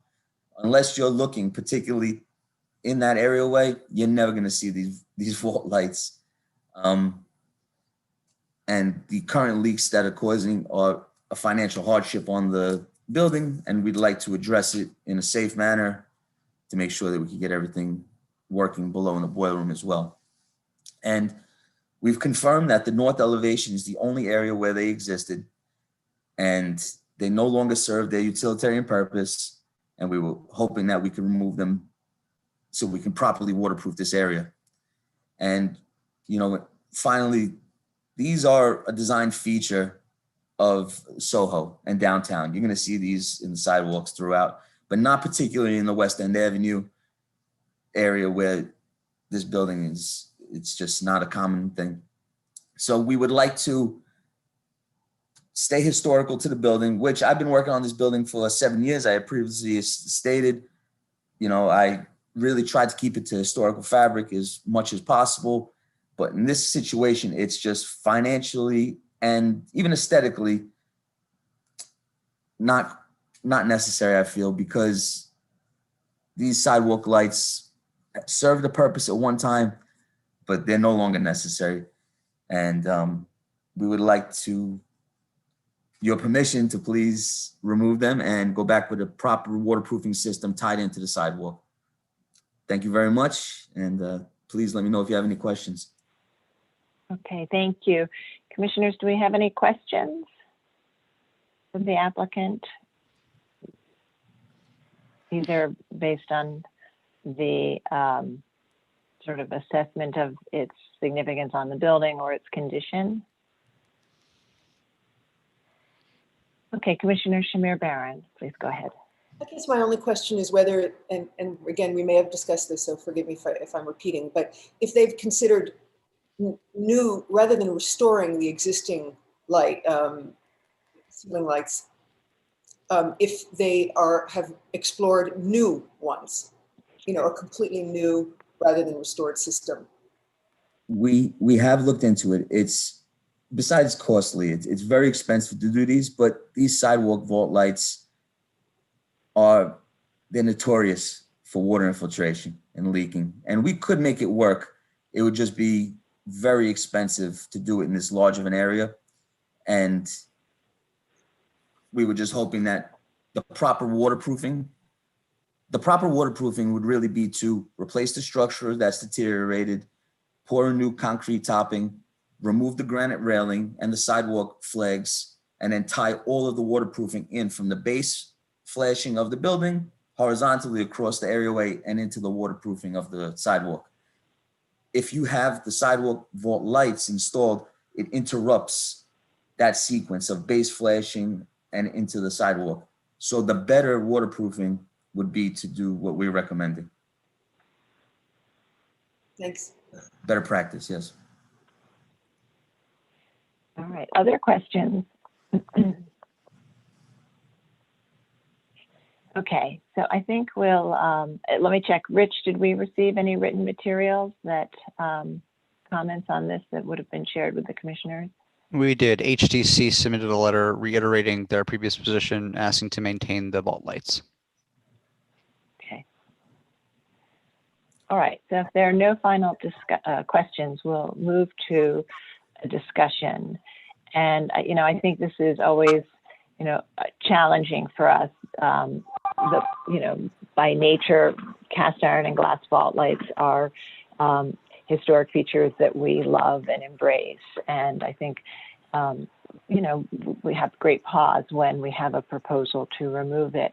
And I think the applicant is making a case that in addition to, you know, new vault lights not being as structurally watertight and dealing with structural problems as effectively, and sort of the cost of doing that, but their point is that they don't believe they were ever really significant features on this building, that they didn't exist elsewhere on the building, that by virtue of their location behind a wall and down low were never, visible or intended to be a visible design feature, and that they believe it was more of a utilitarian feature on this building, not a character defining feature the way it is in some historic districts where it really kind of defines the streetscape. And so as difficult as this is, I really am persuaded that on this building, these vault lights, which haven't been visible since the time of designation as they're covered with concrete, have very deteriorated and warrant replacement. And I think that the new concrete could be appropriate here because it's in an area that is not a highly visible area. And I can be persuaded that it was not a significant design feature of this building, this massive building, that is, so iconic for many other reasons. So, that's where I stand, but I know this is challenging for people. Commissioner Lutfi, where are you on this? Sarah, I think you stated it very well. These vault lights are very deteriorated. They are not in a highly visible location. The grandeur and mass of this building are not going to be impacted in any way without them, and it is not characteristic of this district. So I feel that it's really important that the integrity of the structure of this building be maintained, and for the reasons stated, I can go along with this. Okay, thank you. I'm going to work the other way. Commissioner Bland? Yeah, I'm in the same boat. I've never been overly romantic about these vault lights. I think it's a flawed detail, frankly. However, in the Soho area of Lower Manhattan, such a pervasive element of the streetscape that I think those are important to save. These have never been seen since designation. They've been covered over. So I have no problem at all going along with what's being recommended in this case. Okay. Commissioner Chen? I agree with all the comments. Okay. Commissioner Devonshire? Well, Sarah, because these lights were covered when the building was designated, I'm inclined to approve them. That said, the argument about replacing the existing vault lights with new vault lights being problematic, I think is not a correct argument. There are companies that make vault lights now that use lucite plastic rather than glass, which is much less brittle and therefore doesn't expand and contract, doesn't have problems with expansion and contraction the way the older ones did. And to say that you can't waterproof them properly is inaccurate. We've approved these for use in Soho, and I think it's approvable here, and it would be appropriate here. The fact that these were covered over at the time of designation is the only thing that's allowing me to approve these. Okay, thank you. Commissioner Goldblum? I agree with previous comments. I don't have particular reservations about it. I think I'm with what Fred was saying. Okay. Commissioner Chapin? I agree with much of what's been said. I think that because they were covered over, they were minimally visible, and they clearly were not actually a design feature of the entire complex, that I don't think in this case we need to preserve them. And I was thinking about the fact in a more industrial neighborhood, we would permit, let's say you could use diamond plate instead, and thinking that I would find that very inappropriate here, which sort of says to me that it's not a feature that needs to be preserved here at this location, because I just don't think it's I think it's sort of something that was done at the time for whatever reason, but is not something that really needs to be preserved in this particular context. So I could definitely approve the removal of these very deteriorated lights. Okay, thank you. And Commissioner Holford-Smith? Yeah, I agree that in this case, that the vault lights weren't a design feature, and were used for, there was this sort of the state of the art at the time to let light in, and not evident at time of designation. So I think in this case, we can I can support the removal of the deteriorated vault light. Okay, Commissioner Shamir Barron. I'm having a problem with kind of all of the arguments. So one, I don't think this is an individual landmark.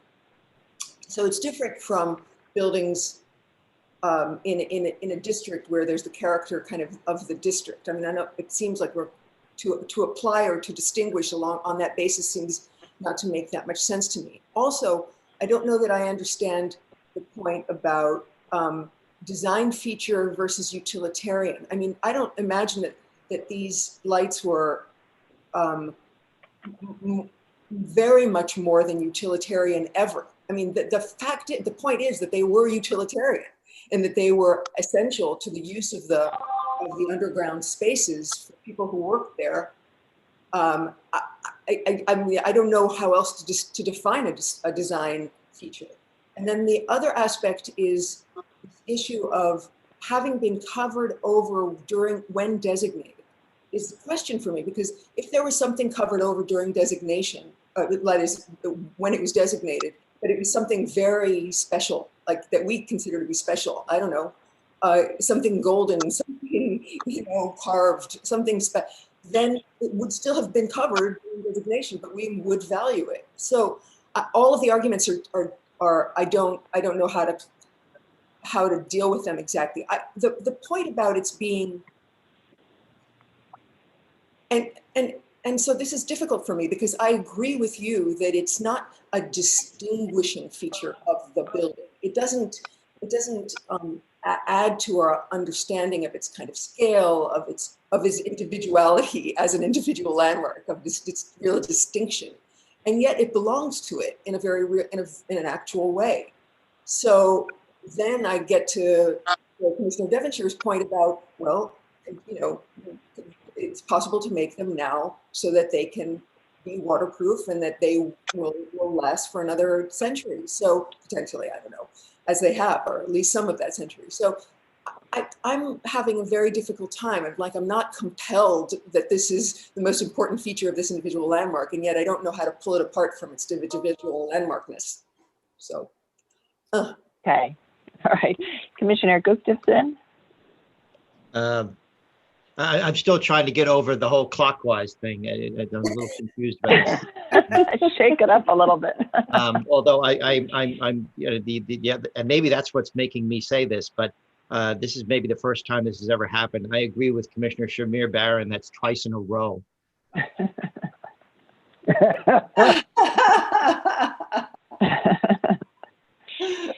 Okay. All right, Commissioner Jefferson. Two powerful arguments, but I come down, I'm leaning to the side of Chair Carroll. Okay. Okay. All right. So, completely understand this is a challenging topic, and, these features are sort of part of our experience in a lot of ways. So I think I respect all opinions on this, but I think we do have enough people who are supporting the removal and replacement as proposed. So I think we can go ahead and make a motion and see if we can get to that approval. So Commissioner Chapin, would you read the motion? Yes, thank you, Sarah. In the matter of a certificate of appropriateness, Borough of Manhattan, LPC 21-01073-2211 Broadway, the Apthorp Apartments, individual landmark, West End Collegiate Historic District Extension, an Italian Renaissance Revival style apartment building designed by Clinton and Russell and built in 1906 to 1908. Application is to remove cast iron vault covers at an areaway. I note that the building is an individual landmark and that its style, scale, materials, and details are among the features that contribute to the special architectural and historic character of the West End Collegiate Historic District Extension. I recommend approval, finding that the removal of the cast iron vault light panels is warranted by their deteriorated condition. That the vault light panels set within an areaway behind a solid masonry wall are utilitarian features which were not intended to be viewed with the high style Italian Renaissance Revival facades and areaway walls. That cast iron vault light panels are not a character defining feature of this building or buildings of this style, and that they are not typical within this historic district. That the proposed concrete paving will be typical of paving found at the site and throughout the historic district in terms of material and finish, and will only be visible from public thoroughfares in limited views looking over the areaway walls, and that the work will not detract from the significant architectural features of this individual landmark or the West End Collegiate Historic District. Okay, thank you. And Commissioner Bland, would you second that motion? Second. All right, and Rich, will you call the vote? Chair Carroll, Aye. Commissioner Bland, Aye. Commissioner Shamir Barron, Nay. Commissioner Chapin, Aye. Commissioner Chen, Aye. Commissioner Devonshire, Aye. Commissioner Goldblum, Aye. Commissioner Gustafson, Nay. Commissioner Jefferson, Aye. Commissioner Lutfi, Aye. and Commissioner Holford Smith. Aye. Okay, with 9 in favor and 2 opposed, the motion carries. Okay, so that's approved, and that concludes our public meeting agenda, and we'll now move to our public hearing agenda. Thank you all. I really appreciate your time. Thank you. Take care. Okay, starting with public hearing item number 1, LPC 20-07760, an application for a certificate of appropriateness in the Borough of Brooklyn, block 1090, lot 57, 473 9th Street in the Park Slope Historic District Extension. This is a neo-Greek style row house designed by Saavedra B. Sheldon and built circa 1880. The application is to legalize modifications to a window opening at the rear facade without LPC permits. And Commissioners, the applicants have joined the hearing. You now have control of the presentation. Please unmute yourself and state your name for the record, and you may begin.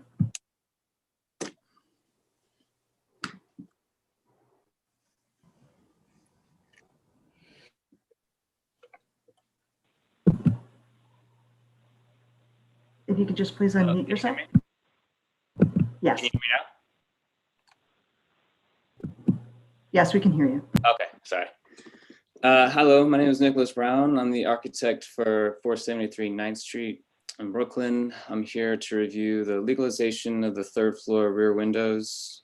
Projects located in Park Slope Historic District, Community Board number 6. Oops. Historic context, district, and location. The townhouse again is located on 9th Street in the Park Slope Extension Historic District. Here's the block view showing the location of the townhouse in the center of the block. The next slide will show views from 9th Street and 8th Street to illustrate that the rear facade is not visible from in the public right of way. So here's the street view along 9th Street. The red highlighted shows the townhouse in question at 473 9th Street. And again, a view along 8th Street showing the location of the townhouse to illustrate that is not visible to any public. Aerial view, just to give more context, location of the townhouse in the center of the block. Again, no visibility of the rear facade. Now, existing context block plan. The townhouse in question is highlighted in black here. These adjacent townhouses highlighted in pink are showing similar window configurations where the second and third floor windows have been reduced. This photo on the top is showing directly across two townhouses with the same configuration. And again, another one further down the block. And then this bottom photo is the townhouse with the same window configuration. So the elevation on the left was our approved elevation. This shows we were only initially going to be replacing the second floor window in the same opening. Unfortunately, the owner and the contractor did not consider or were not aware that any kind of modifications from our approved drawings would have to be reviewed and approved by Landmarks prior to the work. And as the architect, I was not informed of these changes until during our final walkthrough, when we saw that they had changed things, which is why we're here now to review this and get the appropriate approval, since it was not done in the proper order.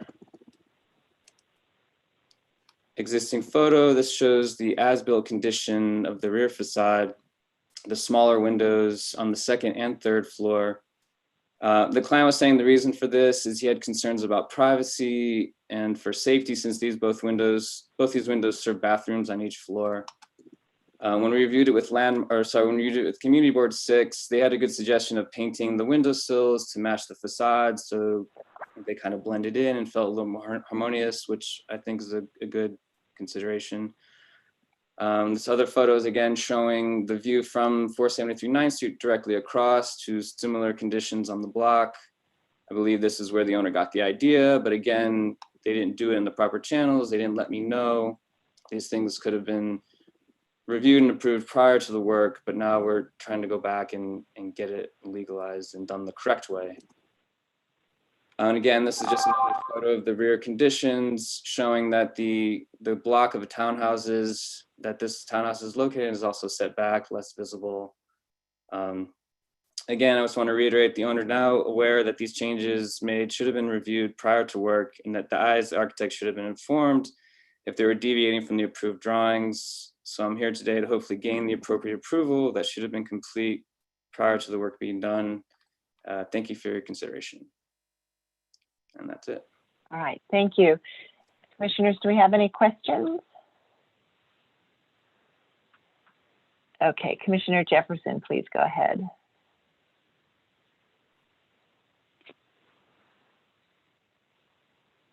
I can't hear anything.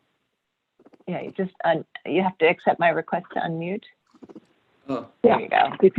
If you look at your drawing L06 and L07, are the elevations the same on the right-hand side? I mean, it seems to me that the window on the second, third floor is lower as built. Am I correct? Yeah. Yeah. That's it. Yeah. So the drawing, is it inconsistent or is it? Yeah. No, I think you're right. Yeah, this should be down. It looks like it's down about 5 inches on the as-built and from the drawing, correct? And the top one is correct, though, right? Top one. Correct. Yes. Yes. Yeah. Okay. Okay. Thank you. Okay. Other questions?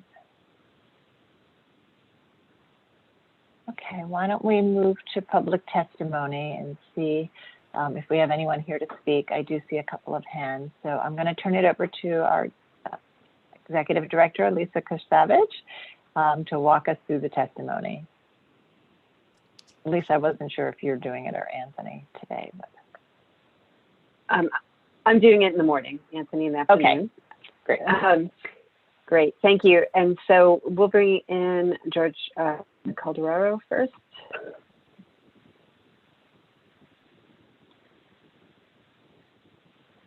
And George, you've entered the meeting.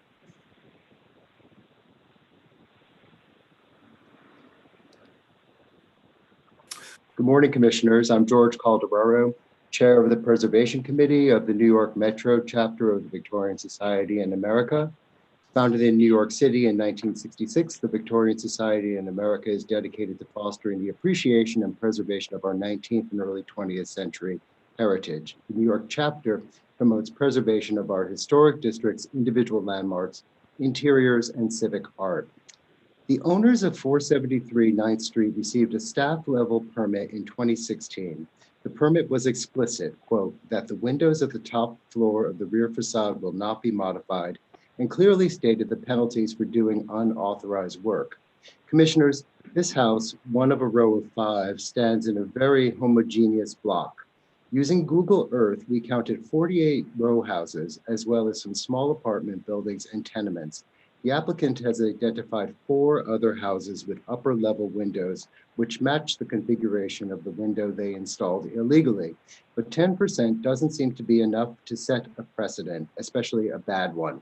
In addition, this block was only designated in 2012, so it's very possible that some of the windows the applicant identifies were altered before designation. The Victorian Society recommends that the Commission deny this proposal rather than asking that the applicant work with staff. The applicant had 4 years to work with staff. They chose not to do so. Thank you. Okay, thank you. Next, we have Kelly Carroll.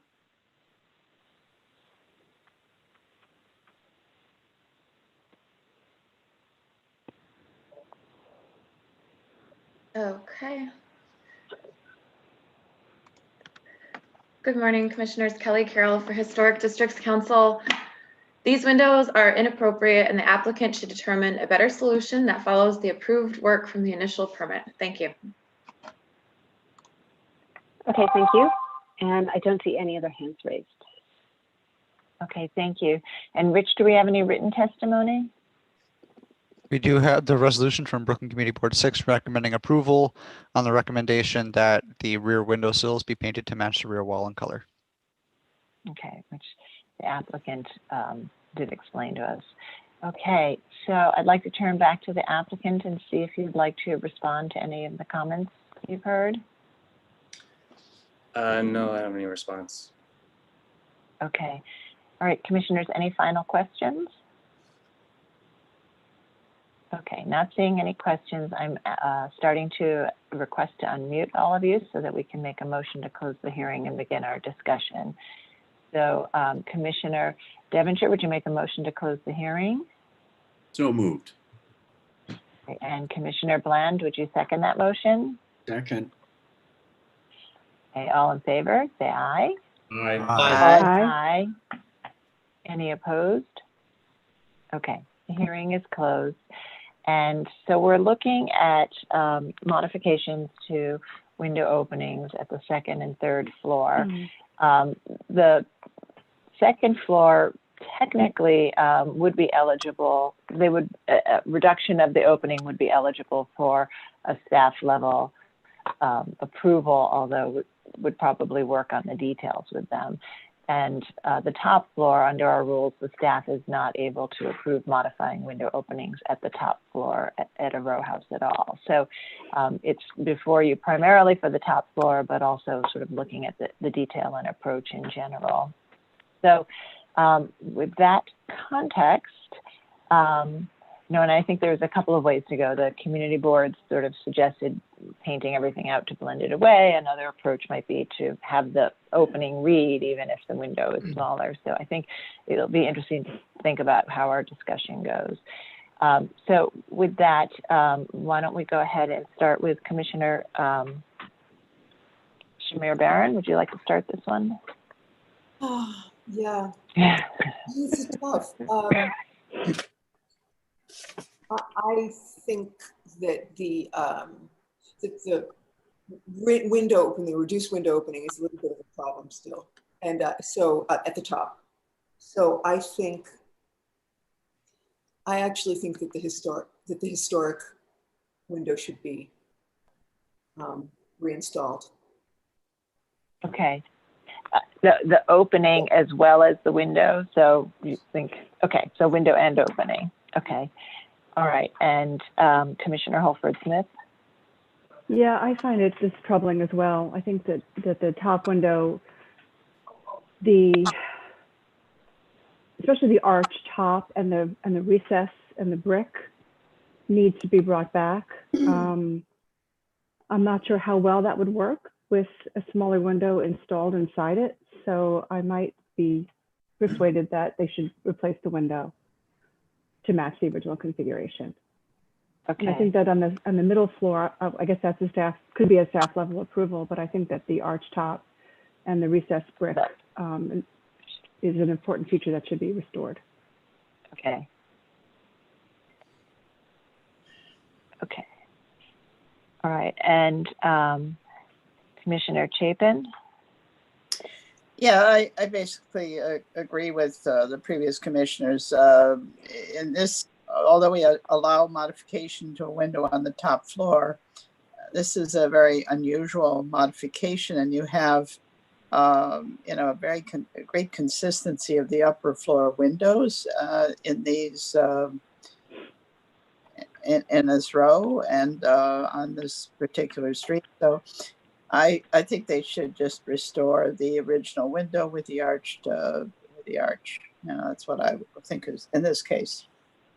Okay, so restore the original opening and the window within the opening at the top floor. And do you feel the same way at the second floor, or would just restoring the opening work at the second floor, which would be more along the lines of a staff approval? Yeah, I think the second floor really weak, you know, and I agree with the comment that Commissioner Holford Smith just made about the arched opening, but, or the, you know, the reference to that at least, but I think because it was staff approval that could be dealt with it by the staff. Okay. Okay, and Commissioner Goldblum? I agree. I think the thing I would add is I think both windows should be restored. They can use a back painted lower pane and paint it out if they want to have additional privacy, but that's something that would be not visible to the exterior. The exterior should look like the other two windows that are adjacent to it. You okay? Fine. All right, and Commissioner Devonshire? Yeah. First, my sympathies to the architect. There's nothing more frustrating than having a client and a contractor who move ahead and do things without letting you know, certainly things that are illegal. If this was a new application, I would say absolutely not to the changing of the window on the top floor. And so that needs to be restored as it was originally, and they can work with staff to refine and modify the second floor. Okay. And Commissioner Chen? Yeah, I agree. This is a difficult situation, but it's important that those arch lintels be restored, and whether they be modified slightly smaller or the full-size window, I leave it up to the majority. Okay. And Commissioner Bland? Not difficult for me. This should be returned to what we approved initially. I live with a master bathroom with a big window just like that. There's no problem at all. There are many, many, many ways of creating privacy. In fact, the greater amount of light in the bathroom is wonderful, but that's not the point. The point is what we approved initially is the appropriate move, and this is not the appropriate move. I think both windows should be restored as they were. Okay. Commissioner Lutfi? Yeah, I agree. If this had come before us now with the request, before any work had been done, I would vote no for both windows. So it should be restored. Great. And Commissioner Jefferson? I vote construct what was approved in the initial permit. Okay. And Commissioner Gustafson? Yeah, I think Commissioner Bland took the words right out of my mouth. Not difficult for me. I would go back on both windows because our standard is what will we approve in the first instance. If they had come to us, what we would have told them is exactly what Commissioner Bland said. There are many ways to do this. I mean, I have a decorative window in a shower stall, and all you got to do is put a frosted piece of glass behind it, and you can develop waterproof. You can do the venting, everything. The sad thing is that this homeowner got completely ripped off by a contractor who didn't suggest a much simpler alternative than taking bricks out of the wall. I think both windows go back. Okay. All right. So I think that we have a consensus to deny this application. So why don't I go ahead and make that motion? Okay. So in the matter of docket number LPC 20-07760 473 9th Street in the Park Slope Historic District Extension, a neo-Greek style row house designed by Saavedra B. Sheldon and built in circa 1880. This is an application to legalize modifications to a window opening at the rear facade without Landmarks Preservation Commission permits. And I recommend denial, finding that the work eliminated a continuous and regular pattern at the top floor that identifies this building with the rest of its row, and that the proportions of the windows are not consistent with the rhythm found in the rest of the row, and that the detailing does not successfully evoke that pattern as well, and that the proposed work detracts from the building and the historic district. And I would ask them to work with the staff to either return to the original approval or restore the openings, or look at a second floor window that would meet the rules. So Commissioner Holford Smith, would you second that motion? I second the motion. Okay, and Rich, will you call the vote? Chair Carroll, Aye. Commissioner Bland, Aye. Commissioner Shamir Barron. Can you repeat that? I'm sorry. I'm sorry. Aye. Thank you. Commissioner Chapin, Aye. Commissioner Chen, Aye. Commissioner Devonshire, Aye. Commissioner Goldblum. Aye. Thank you. Commissioner Gustafson, Aye. Commissioner Jefferson, Aye. Commissioner Lutfi, Aye. and Commissioner Holford Smith. Aye. Okay, with 11 in favor and none opposed, the motion carries. Okay, so that's denied, so please continue to work with the staff to resolve the issue here. Thank you. We will make sure to Thank get you. it fixed. Thank you. Thank you.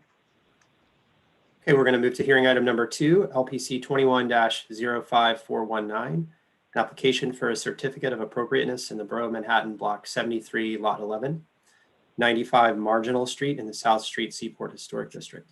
This is a neoclassical style market building constructed in 1907, currently under reconstruction.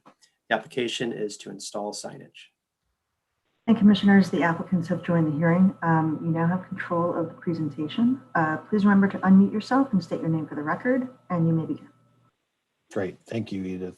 Thanks, Okay, Lori. and just before we get started, I just want to note for the record that Commissioner Devonshire is recused on this item.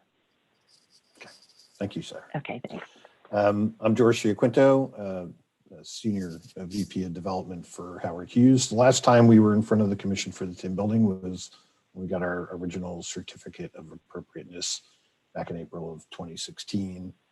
We've been working with staff ever since on elements of the restoration and the original demolition and restoration of the Tin Building. We're here today with Roman and Williams, our designer for the interiors, to present to you our proposed signage package. We have run through this with staff, and staff has recommended we come to the Commission with this presentation. So with that, I'll turn it over to Whitley Esteban. Thank you, George. Hello, everyone. And Maria Harmon, who believes in the meeting, will actually share her screen to run through this presentation. So Maria has control of the presentation that's currently up. So Maria, all you have to do is just click on the screen to advance through the slides. Excellent, thank you. So just for a brief introduction, everyone, I'm Whitley Esteban, Managing Director at Roman & Williams Buildings and Interiors. I'm joined today in attendance by our founder and principal, Robin Standifer, who is also visible on the screen, and my colleague, Maria Harmon, who's running the screen. We're a New York-based studio. We were founded 19 years ago. We work across various scales of design across the globe, and of course here at home in New York. We aim to work sensitively in and within historic contexts. Of course, the 10 building, the South Street Seaport District is no exception to that. As George has already shared with you, we've been tasked with the interior design of the marketplace at the 10 building, as well as the exterior signage, specifically of which I'll be taking you through today. Next. You're all, of course, familiar with the location of our building and the surrounding environs. Next. We will march along methodically each of the facades to share with you our proposed exterior signage tactics. We'll start with the west elevation and move to the south, the east and the north in that order. Just noting here, just looking at our kind of enlarged site plan, the multiple means of access and visibility that we have to our building with the FDR to the west, Pier 17 to the east, and certainly our signage proposals take that context into consideration. Next. Just to reorient everyone to the exterior renderings, as you've previously seen, these are produced by shop, and obviously there's no signage indicated on these renderings, but we'll share with you some overall views that do incorporate that shortly. Next. Next. So these slides you see layered on our proposed signage tactics. I'll go into further detail about each of these specific signage typologies later in the presentation. Next. Next.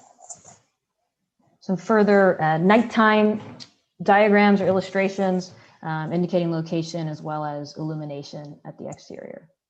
Next. Next.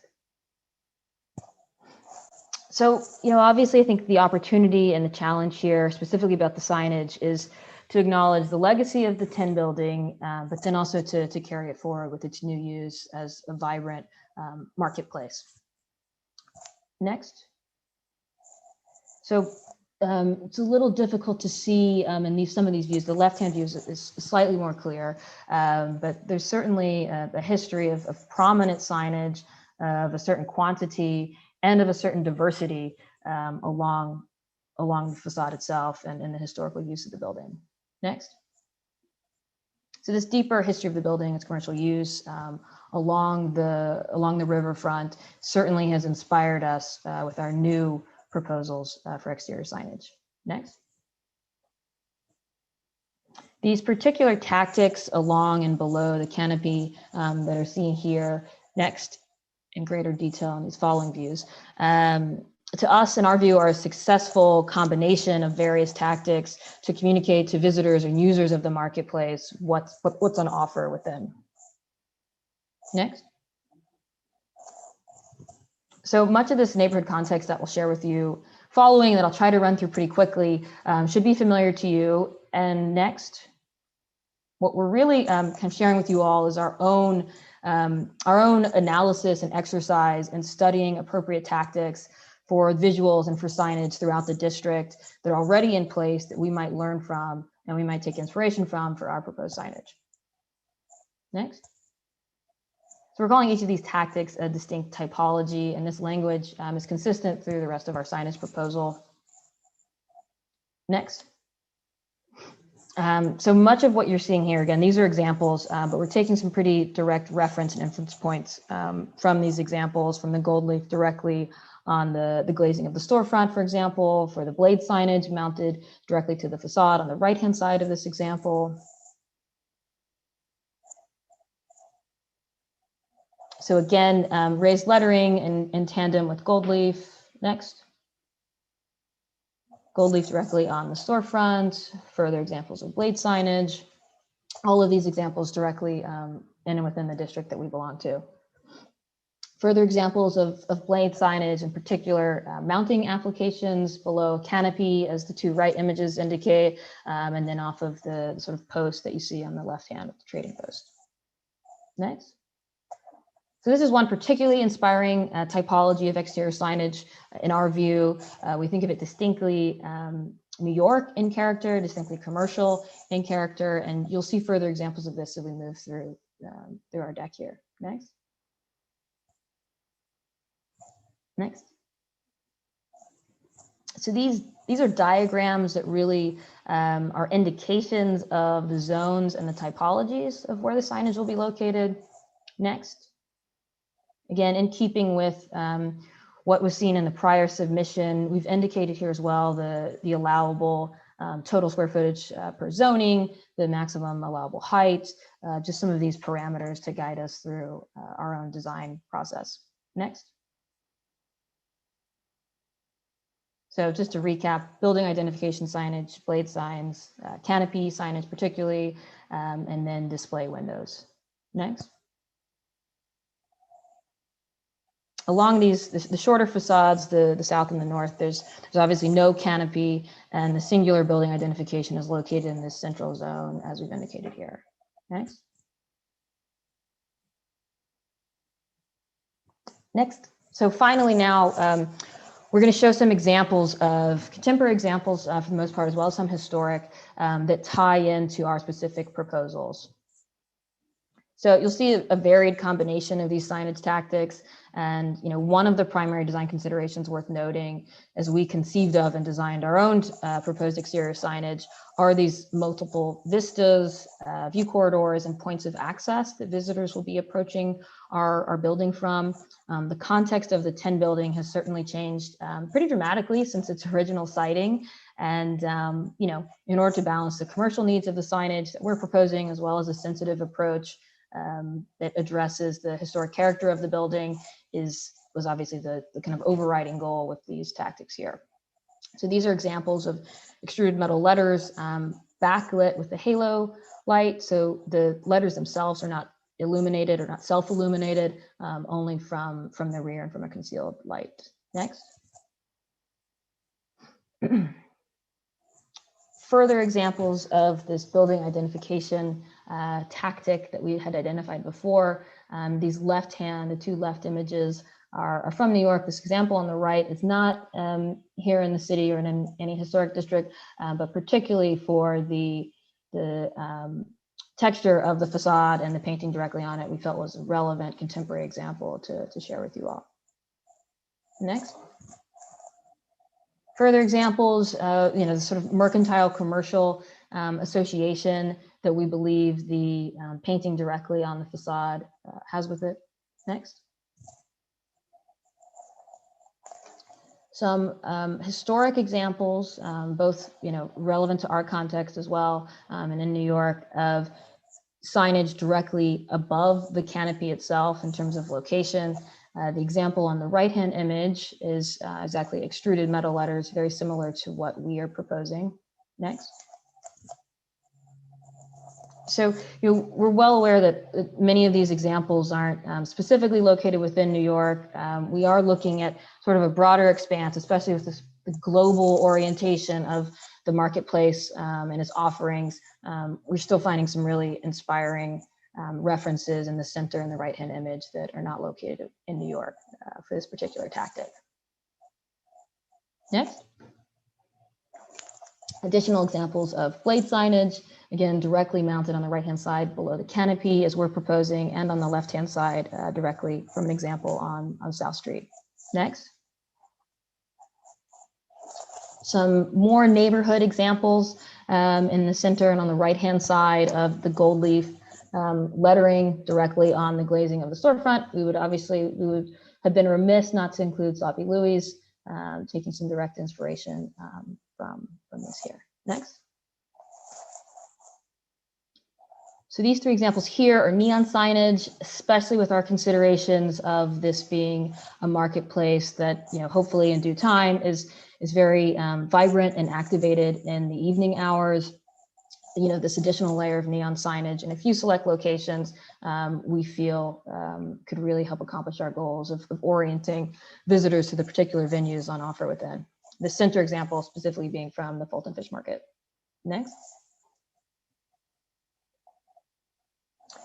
So particularly for two of the corner blade signs that we've proposed, we find inspiration in this sculptural clock typology of signage.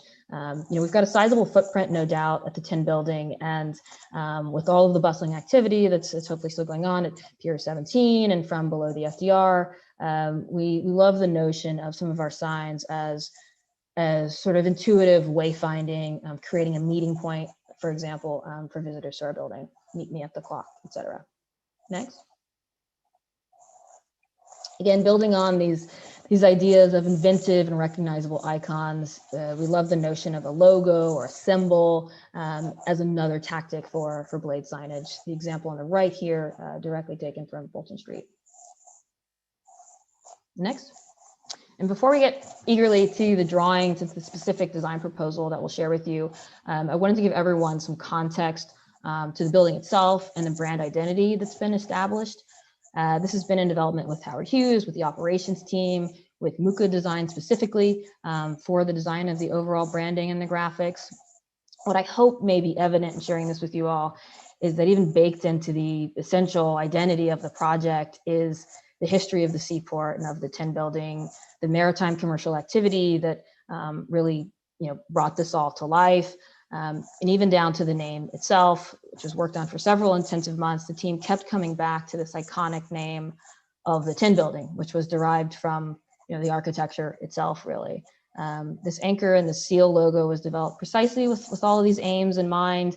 This ties into the signage, into the wayfinding, and our overarching goals that at every scale of design, holistically, we tell the story of the building now and what it will be in the future. Next. So these overall elevations really, again, are a summary of each of the tactics I'll go into further detail with. This is the west elevation, so really a sort of primary front elevation of the building at the daytime. Next. Another nighttime diagram, again, to illustrate the same in terms of locations and proposed illumination. Next. So for the building identification signage along the west elevation, and the locations, just for everyone's reference, are depicted in the key elevations at the top left. So there's 3 of these signs that we've proposed along the west elevation. So these are extruded metal letters that are solid, and again, halo lit in keeping with the LPC guidelines, illuminated with the flexible LED mounted behind and concealed from the letters themselves. Rendered in a powder coated metal in the green color that's working with the brand palette. Next. So this is our proposed brand seal. There's one of these located in the center bay along the canopy at the leading edge. So it's a solid metal seal icon with raised brass graphics. It is illuminated from a concealed LED that's mounted at the leading edge of the canopy edge there. It's worth noting for this tactic in terms of lighting, as well as the prior building identification sign that you had seen, one of the big motivations on our end from a design point of view is how we illuminate these signs, because certainly from the commercial point of view, that's quite important. But how do we do that without compromising or competing with or adding unnecessary interventions along the facade itself? So each of these tactics was developed with that in mind, so as not to compete with the existing character and articulation of the architecture. Next. Along the canopy edge itself, again, the exact text, the exact type is a placeholder and is under development, but the concept is that these letters at this leading edge of the canopy illustrate some of the broader categories of what's contained within the marketplace. So rendered in an extruded brass, obviously will be detailed in a way so as not to compete or disrupt in the relationship between some of the aluminum facade material, but it is again lit by a concealed LED at the leading edge of the canopy cornice. Next. So at the glass of the storefront, otherwise referred to in the drawings here as the display windows, we've placed gold leaf lettering as indicated. These extruded letters that I had shared with you before at the canopy leading edge communicate these broader categories of offerings within. And then as we go down into sort of the lower hierarchy of signage typologies. Some of the more granular details about what's on offer will be communicated in the gold leaf. One other item worth noting, so we can stay here, Maria, it's okay. One other item worth noting, these pendant fixtures, which you've previously seen, have been presented to you in black. We are proposing these fixtures get painted green, consistently with the brand identity and the various signage tactics that we're presenting. Next. So neon signage, we're proposed locating in a few select locations along this facade, really 3 locations in total. This brasserie signage that you see here is on the far left-hand side of this overall facade, again, located at the interior of the space itself. Next. The main central entry to the building is highlighted by this proposed neon signage, again, at the interior of the space itself, and repeating this anchor TB for Tin Building logo and iconography that we've developed. Next, thank you. So again, this is our iteration of the blade sign and further reinforcing that brand identity at these 2 corners, mounted onto the face of the north and the south facades, but visible along the west elevation as indicated here. So there's details on the right-hand side about the metal bracket and that being mounted directly onto the facade material itself, and some notations as well about the mini projector lights that we'd like to employ to illuminate this light, or this sign rather, in the evening time. Next.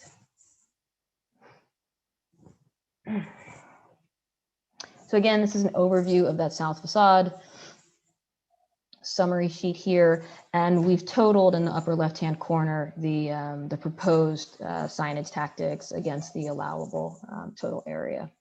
Next. The southern facade overview at night. Just worth noting, the illumination from the windows on the first and second floors is simply the interior lighting of the marketplace from within. We work closely with L'Observatoire, our lighting designers on the project that are also present today, to really, I think, modestly, softly illuminate the exterior signage that we've proposed, again, without compromising the integrity of the facade or overly complicating it or marring it with visible lights. Next. So along the shorter end of that main western canopy that you had just seen in elevation view is another overall building signage identification. We have a very long horizontal building. So, there certainly will be visitors, travelers and New Yorkers alike, who we envision will be approaching from this side, almost raking angle to the building. And this particular sign is intended for that sort of streetscape approach, detailing an application all similar to the methods that I had previously explained with the extruded brass letters along the top of the canopy. So below the canopy here, in keeping with so many of the historic examples that we shared with you all, are these blade signs, rendered in metal, same material, finished palette as we've established, and on rigid supports mounted down from the underside of the canopy itself. They are double-sided in a sense, so there'll be signage located on both sides of the blade itself. And these blades are interspersed at every bay of the signage, alternating with the pendant fixtures that you see rendered in this view here. Next. There's one bay of storefront or display window along the south facade, and again, the same motif of 2 bays of written text signage plus the seal mounted below to further reinforce the brand identity in the gold leaf. Next. So the central zone of this facade, and directly on the corrugated metal surface, we've located our seal logo. We've proposed this is painted directly onto the siding, as we shared so many examples of before. Next. These access doors along the south elevation also will receive our painted gold leaf signage. Next. So this is visible on the south facade. It's actually mounted to the canopy that's really located along the east elevation, or the eastern canopy, is further lettering signage above the canopy.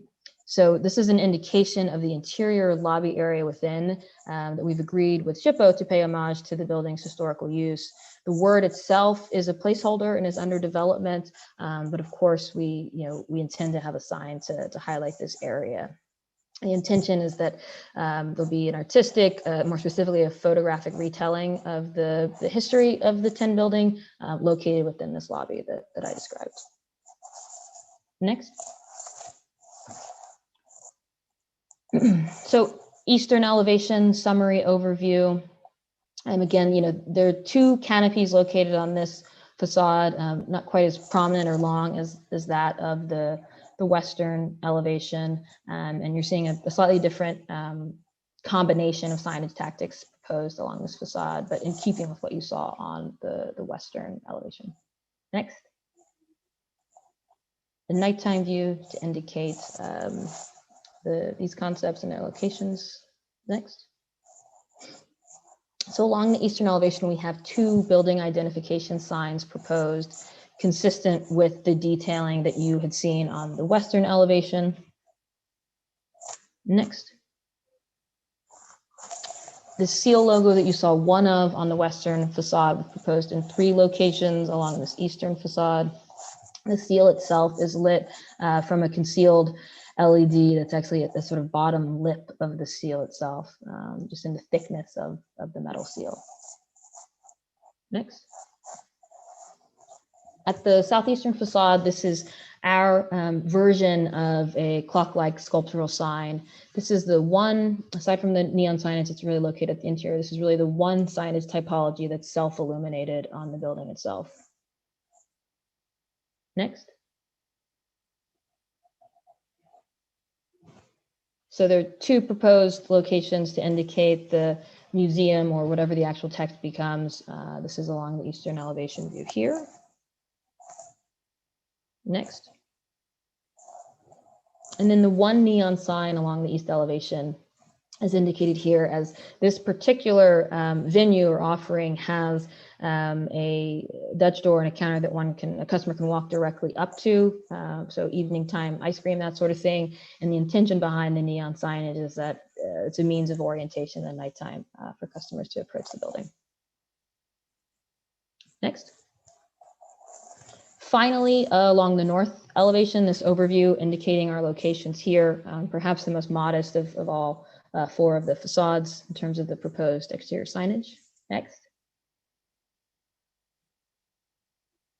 Nighttime view and indications of illumination and where the fixtures will be located. Next. So a distillation or simplification rather of the seal that you saw on the south elevation. On the north, we've reduced it really to just the icon logo of the anchor and the B, so 10 building. Next. Again, on the access doors, these are solid doors that will receive the same painted logo in gold leaf of the seal itself. Next. Further expansions on the canopy signage. Again, the extruded brass letters directly at the leading edge of the canopy. Detailing and size is all consistent with the rest of the examples that you've seen prior. Next. Further implementation of the gold leaf tactic, or that typology, again on the one bay of sort of visible, approachable display windows along the north elevation. Next. This is the northern side of the long canopy on the western facade. These letters indicate along the length the offerings that are within, and I think most adjacent and accessible from the set of doors that one would access if you're approaching from the north. Next. So also visible from the north as well as the south, as they are double-faced or two-sided, are our blade signs, again, directly mounted below the canopy itself. Next. And this concludes the extent of the exterior signage at the Tin Building. Thank you. Okay, thank you. Commissioners, do we have any questions? All right, not seeing any questions. Why don't we, oh, we have a couple of questions. So we'll move to those and then we'll go to public testimony. Okay, Commissioner Jefferson, please go ahead. Two questions. How long is your building? The long facade, the length of it. That's question one, because it seems like it's a huge billboard. Question two is the typefaces. How many different typefaces are you using? One typeface, two or three, and the scale of them vary, of course. So those are my two questions.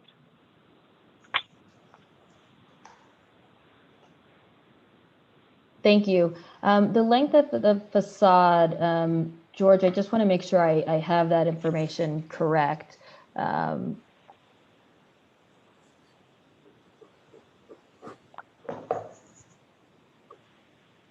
It is an entire, really like almost an entire building block. Yeah, it expands, from essentially from Fulton Street to Beekman Street, and I believe it's just over 200. It's a little over 200 feet. And in terms of to answer the second question about the typography and the different, I guess, typefaces, there's a hierarchy of variations on one family of typefaces that are employed right now. The notion being that, the building signage and the seal, everywhere that you see the words Tin Building, that is one consistent family of typefaces. And where we may vary that is at the level of the canopy or at the gold seal that you're seeing on the display windows or the storefront. So there's these three levels of typefaces. Right now they're rendered and all within the same family of typefaces, but there may be that sort of secondary or tertiary variation on the typefaces as we execute the gold leaf. So when you say family, you mean Roman, or do you mean Helvetica, or do you mean a specific typeface, Futura, and the family of Futura? When you say family, it's not a generic one, it's a specific one, right? It's been developed specifically for the Tin Building project by Muka Design, who's developing the brand identity. Okay, thank you. Mm-hmm. Okay, Commissioner Lusby. So I just want to ask about another level of hierarchy. So we talked a lot about the branding of the building itself, but you're also branding what the building, what uses are, or what items or services are provided within the building. And I just can't get a sense of how much of that signage there is and how varied it's going to be. So for example, if you go back to the page where you're showing all the blade signs, and as a placeholder, you've listed brasserie on every single one of them. What do they relate to? I mean, are they going to relate to uses that are immediately inside those doors? I mean, we're not talking about brands, we're talking about kinds of activities, right? We're talking about a brasserie, we're talking about a bakery, we're talking about coffee, we're talking about, right? Would you agree with that? So just to give you, yes, I would agree with that. And I think maybe to put a slightly finer point on it and to maybe step inside the marketplace with you to give you a better sense of what's on offer. There are a myriad of offerings. There are, sort of full service venues like we've indicated with brasserie and with coffee here in red in this particular view, as well as these marketplace offerings where, seafood, butcher, cheese, charcuterie, prepared food, salads, all of those kinds of things are on offer. And the basic organizing concept is that at the canopy are these broader categories of offerings that would also be similarly at the interior communicated or advertised through signage of these categories. So just as we're saying brasserie and bar, these are actually specific things that one would go to as a destination within the tin building itself. These are labeled distinct locations or venues inside the space.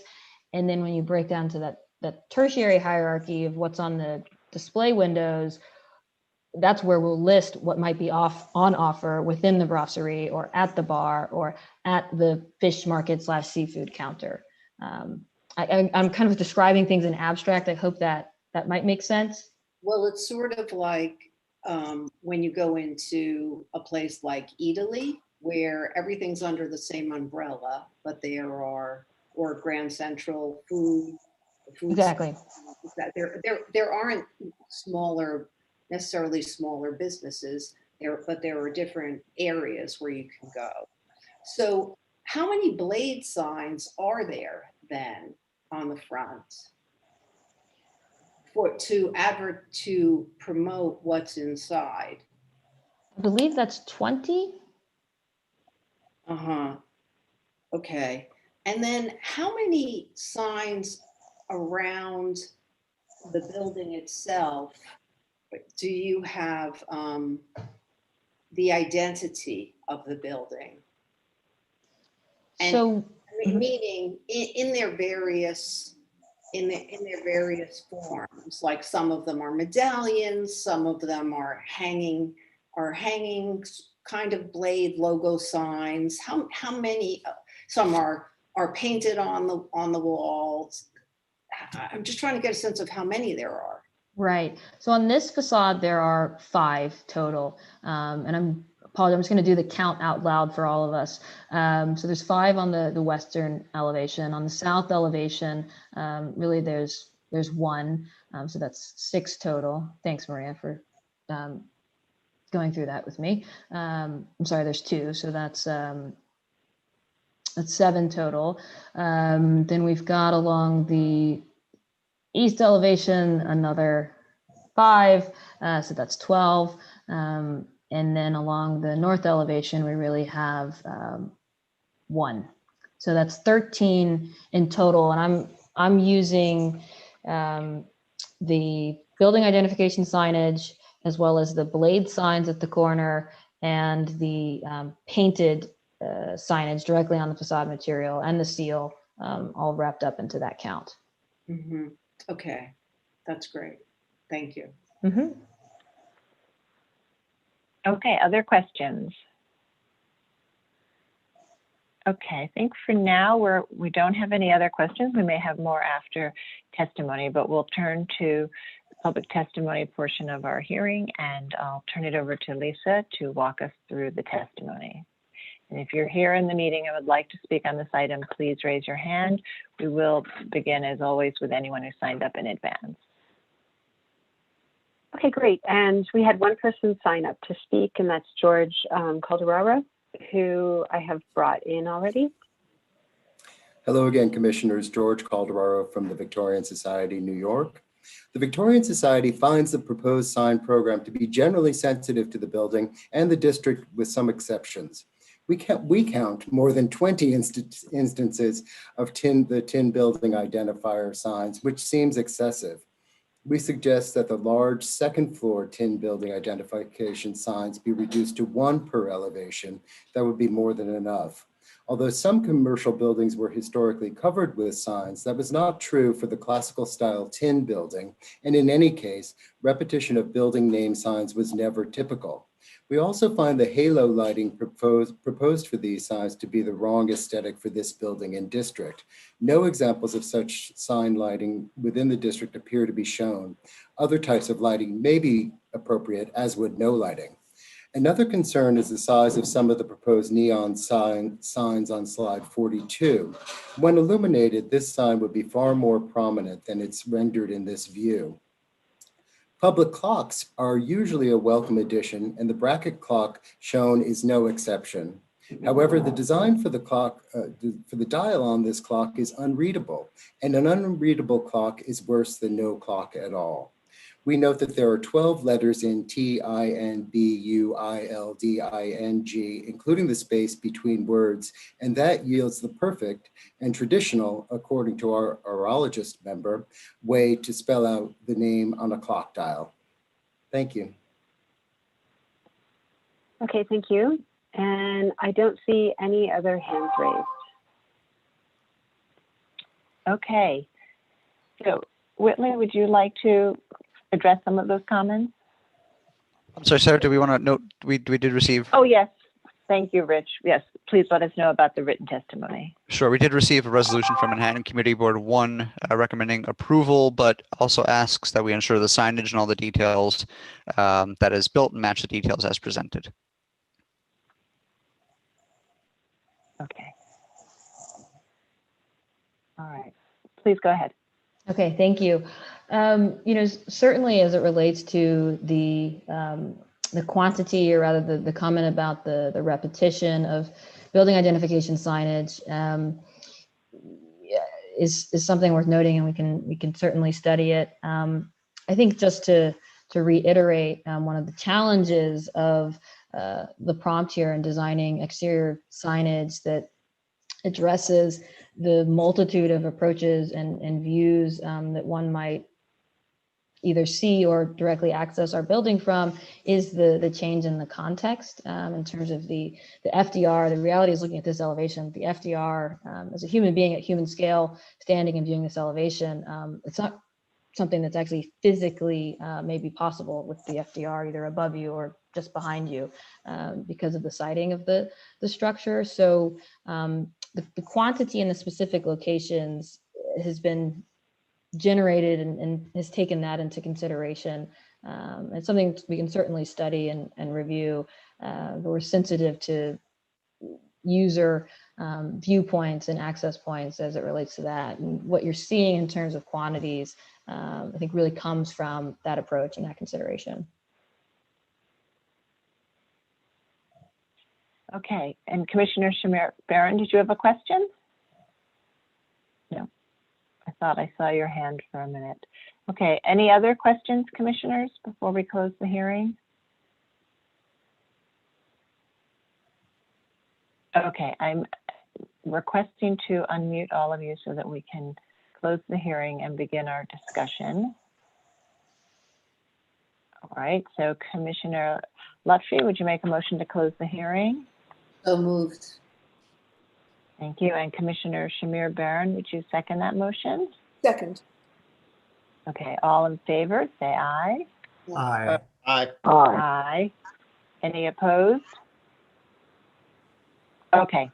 All right, so we'll begin our discussion now, and we have, a number of, so there's a question of the number of signs as well as the types of signs. And in terms of the sign types, there are backlit building name, the seals on the facades, the raised letters on the canopies, the hanging signs under the canopies, the bracket signs, and the window graphics and signage. So at least 6 types of signs there for us to discuss their appropriateness and then the sort of the cumulative effect.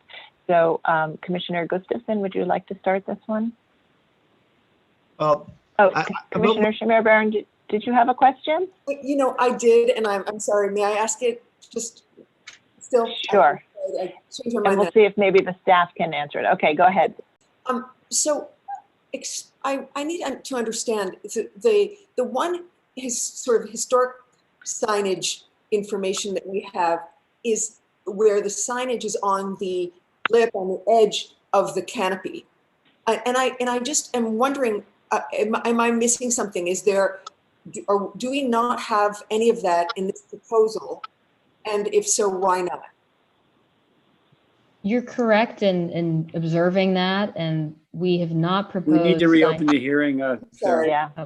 Okay. All right.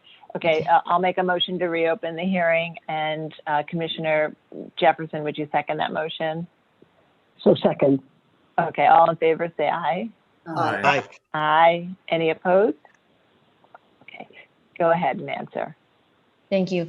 So that observation is correct. We have not proposed signage directly mounted on the fascia of the canopy, particularly out of our want really or need to illuminate this signage. And the fear in locating signage along that portion of the fascia is both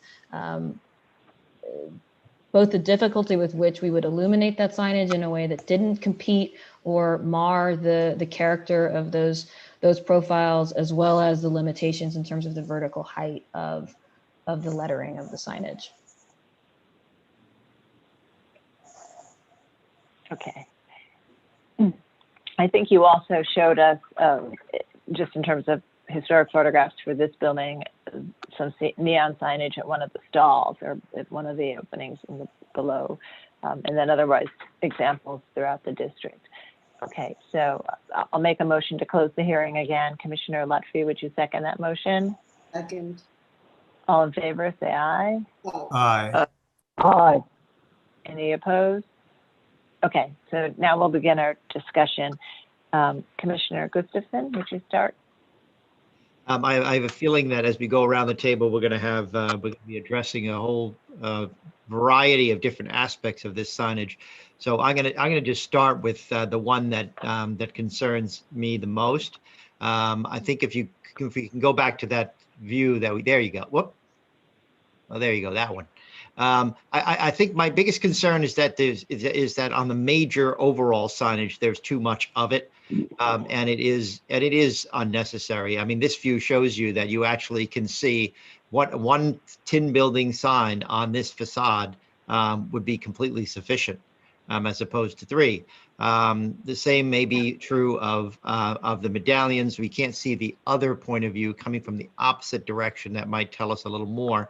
But that's basically my concern, is that there's too much of it, and there's probably ways. There you go. There's probably ways to thin it out without actually eliminating the possibility of folks walking by seeing the signage. I think there's plenty of it. I do appreciate the existence of the FDR there and how that obscures things, but and I think they can work with staff to figure out how to do that. But at least that first point of view you saw, the 3 tin building signs is a little too much. The number of medallions is at the larger medallions, not the smaller ones. I'm not really concerned about those. The larger ones is overkill. So I'll hand it off to someone else. I'm sure there's a dozen other opinions. Okay, great. Thank you. Commissioner Shamir Baran. Okay, so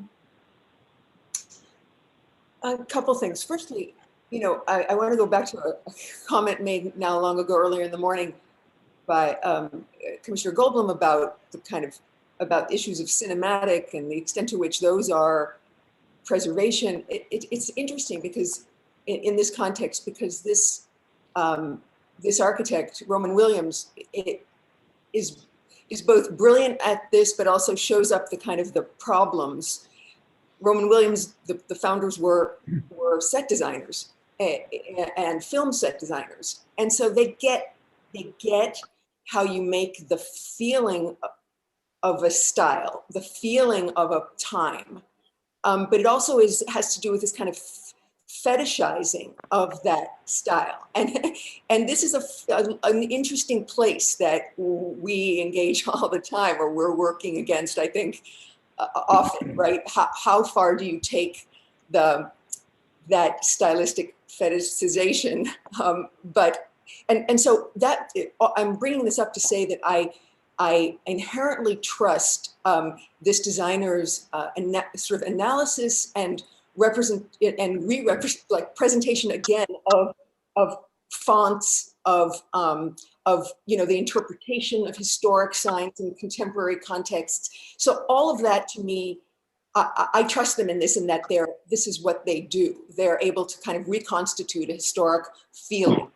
But strangely, what I find is not worked out here has to do with they've given up something here in the fact that they absolutely do not follow the model of the historic situation, which is to have the signage happen on this kind of fascia, on the edge of the canopy, in its kind of repetitive and very slightly modest, but also kind of unstyled kind of way is strange to me. And instead they're defaulting to a kind of more of a suburban, I don't know, suburban mall, kind of the newer kind of malls where you have where the signage is kind of smacked up all over the building. And I'm having trouble with that. So again, my issue is not so much with the number of signs, but because I think that there can be a lot of them here. I think historically the fish market itself, the applicant is showing, had a lot of signs kind of inside and underneath the canopy. I understand that, but I just feel like it's somehow they've missed something essential to the historic tin building in the way that the canopy itself served a sign. And I just want to say one other thing, which is, the situation, for instance, of like the Ferry Building in San Francisco, all of the signs are on canopies or kind of interior, and it's a very similar kind of experience that they're trying to set up. So I don't think it precludes that kind of the kind of retail experience that they want to have. So I'm not trying to be a downer on that.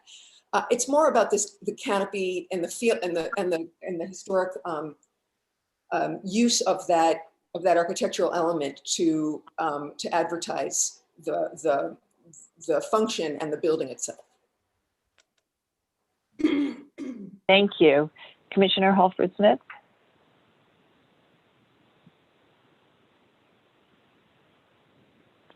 Oh, sorry.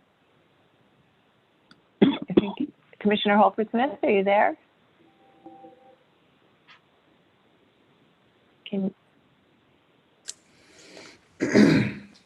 Anne, can you hear me?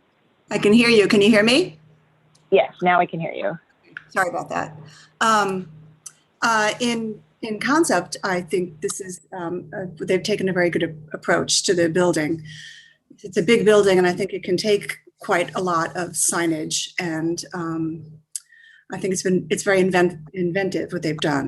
I do think that there might be a little bit too much of it on the building, but I think the one specific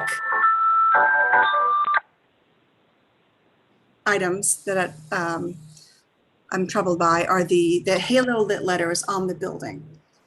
I think that's something that's very atypical, and I think it would be, I think that the designs that are actually painted on the tin are really the most intriguing that they have here, and I would think that would be, and it could be lit, but I think the halo lit letters are very anomalous here.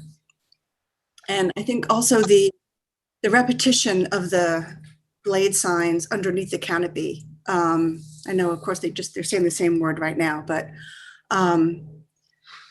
that, in a sort of more organic location, they would grow up over time, and they might look a little different. And I think the homogeneity and the consistent location and how many there are every single bay is something that seems forced to me. But I think otherwise, and I really love the use of drone, which I think should be used more in the city. But those are my comments. Okay, thank you. All right, Commissioner Chapin? In general, I think the approach is good, and I think that the development of the logo is very nice, and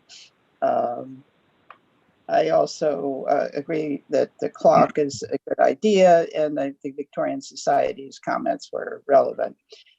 Something that troubles me, and may not anyone else, is that it's styled as the Tin Building by Jean-Georges, and much as I appreciate his culinary expertise and mastery, I think it gives a false impression that somehow the Tin Building as a historic artifact is something created.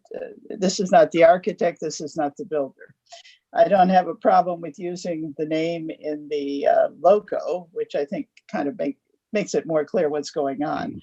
But I think where the building is actually identified, that it just say Tin Building. I think in general, that there are just too many signs. There are too many overlapping signs giving the same message in the same location generally. As others have stated, for example, if you've got 3 signs on one facade saying tin building, you only need 1. If you have several logos, you should only have either 1 or maybe 2 in a situation where you want to identify both corners of the building or something. The signs, the major signage often doesn't seem to be related to the entries of the corners. In the view 9, which I'm looking at right now, the glass signage is doing that. The brasserie is on one corner and the tin building sign is in the middle, which works nicely. But you've got 7 or 8 signs for the brasserie hanging down, which I think is excessive. And I personally, I think this was sort of where Adi was going, but I don't think there should be signage on top of the canopy. I just think that just doesn't belong there, because with the glass signage that could be used and the blade signs and the and some kind of illuminated sign for the tin building, I think you've got a sufficient amount of wayfinding to get people to the building, to the principal entrances, and then glass signage or something should be used to get them to identify where there are particular things that need to be identified to draw people in. So that's my general comments. I think that one of the things we would have to do, really, which we would normally be doing, is go facade by facade. You know, how many signs should be on each facade. This is the one with the most, view 9, but and a couple of the others, like the north and south, really are pretty modest comparatively, and may not be much reduction. But it's a little hard. Yeah, here's one, for example. I really don't have a problem with the presentation of, the large logo. I think, having a large logo like that is nice and, perfectly appropriate in my opinion, but could be a little smaller, but it's fine and it's not overdone. So a couple of the other, and even the east facade is not, we've got a picture of that somewhere. I guess this Right. is, Right. this is it. Oh, no, sorry. Yeah. That 10 maybe? Am I right? Is that, I think 10 is the east facade. That's west. That's east. Yeah. Okay.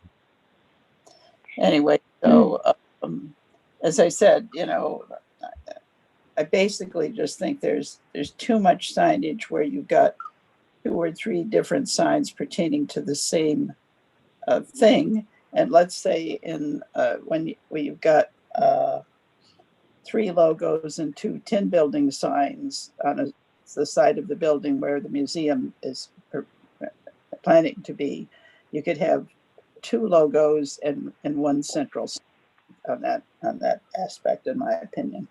So I think they should just, look at trying to reduce redundant signage. And as I said, I would prefer not to see any on top of the canopies in general.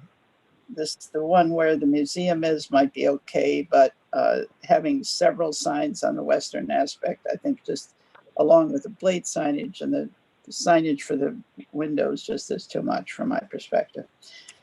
Thank you. Thank you. All right, Commissioner Goldblum.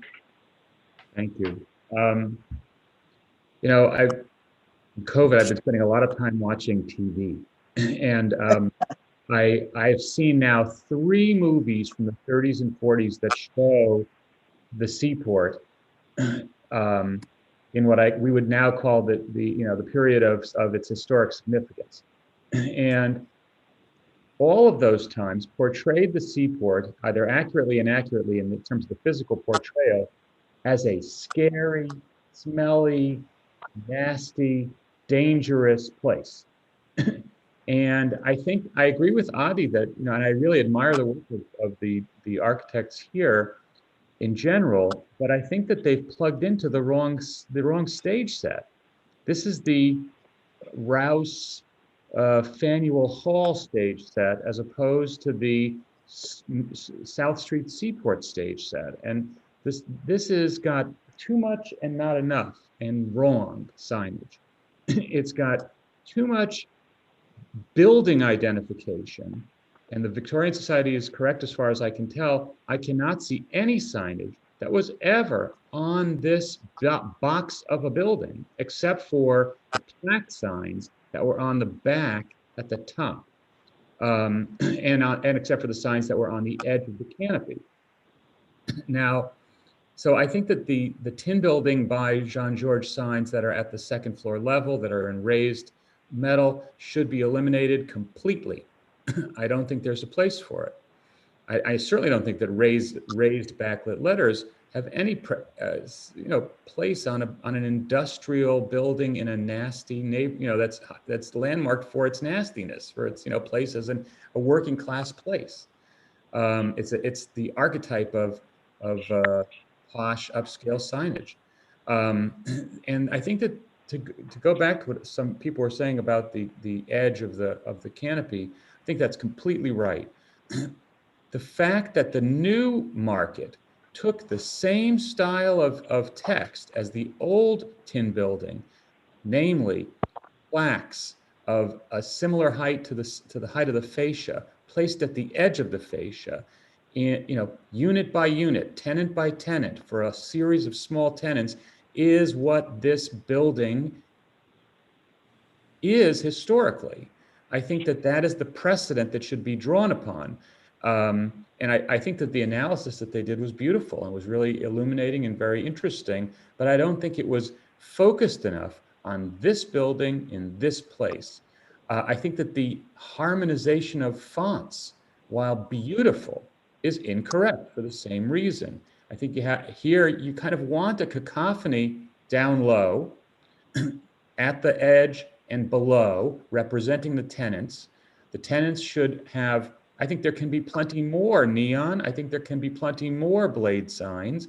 I think there should be lots more edge signs. I think there should be no signs above the edge. And I think that the use of these kind of heraldic shields to identify the building as a brand are misplaced for this kind of building. I think that the signage on the east and the north and south facades are less offensive because they were always secondary facades that did not represent the building. And I think in their context, they would be okay. And I think that the signage on the east facade should be in a plaque form, should again focus on tenants, not on the branding of the building itself. And I really don't get the heraldic shields. I just don't see them as being related to an industrial building. Okay, thank you. Commissioner Chen? Yeah, this is an interesting question because as Michael Goldblum talked about and as Victorian Society and Commissioner Gustafson was talking about, I do agree with that.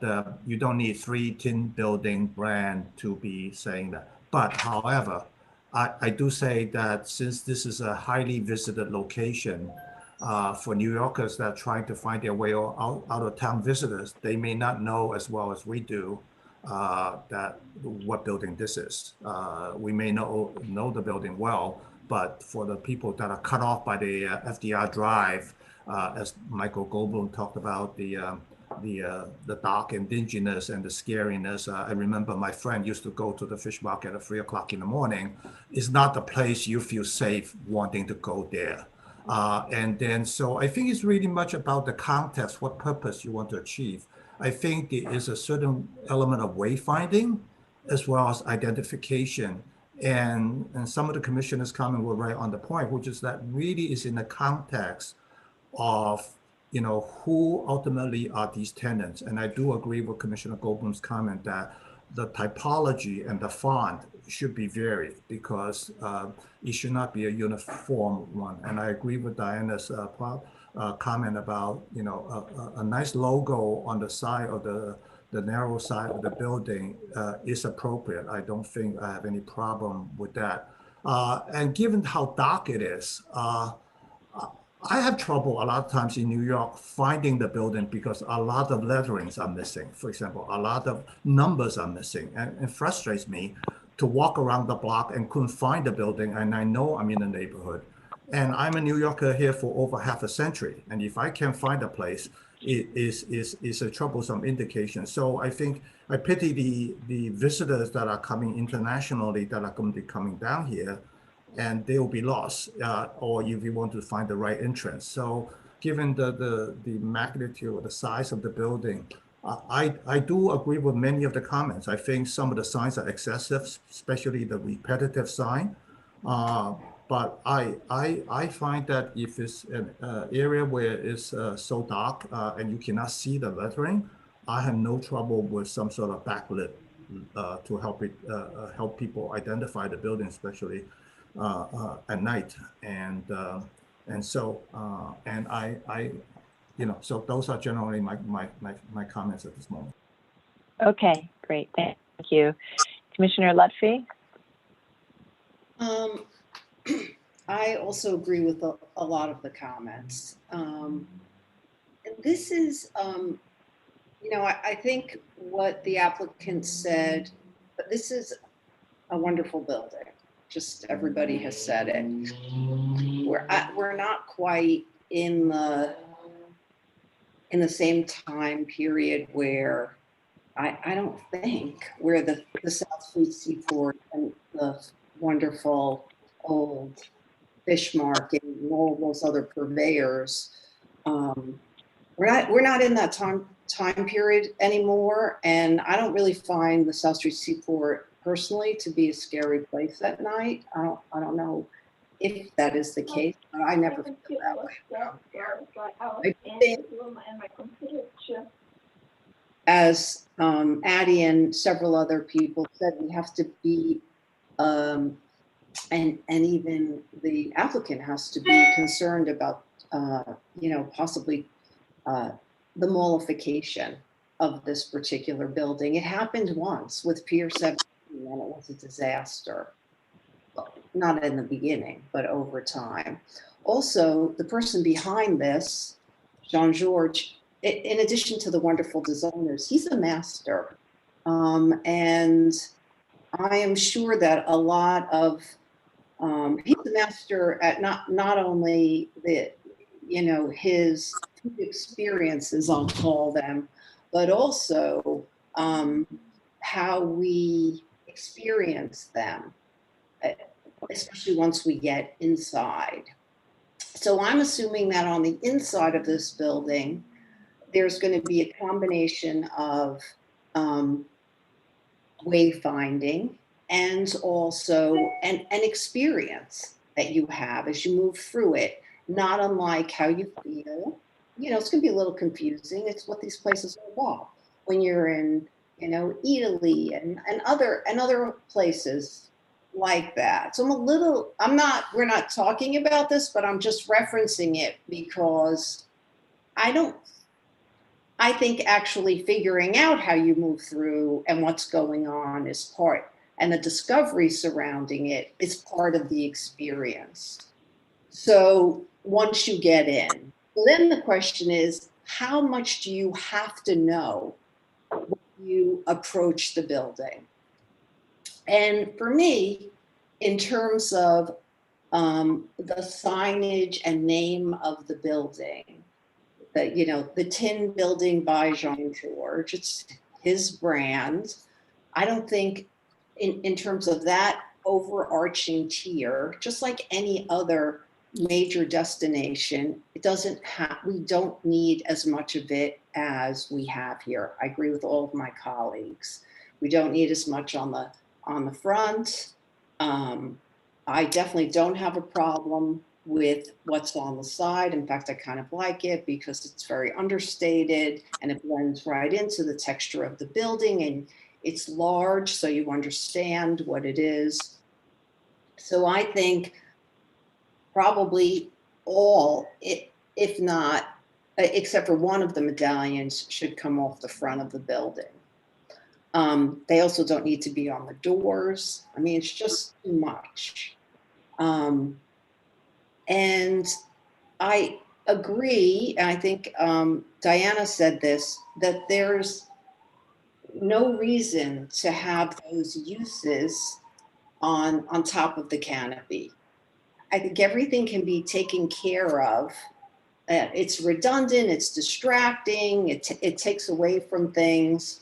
You know, Azadi had mentioned, and I think Michael Goldblum had said as well, you know, maybe if it had hung off the front as it had in the past, that would have been one thing, but that's not what's being proposed here. And in fact, there were blade signs that are being proposed and signage in the windows. So that whole layer seems like it's unnecessary to me.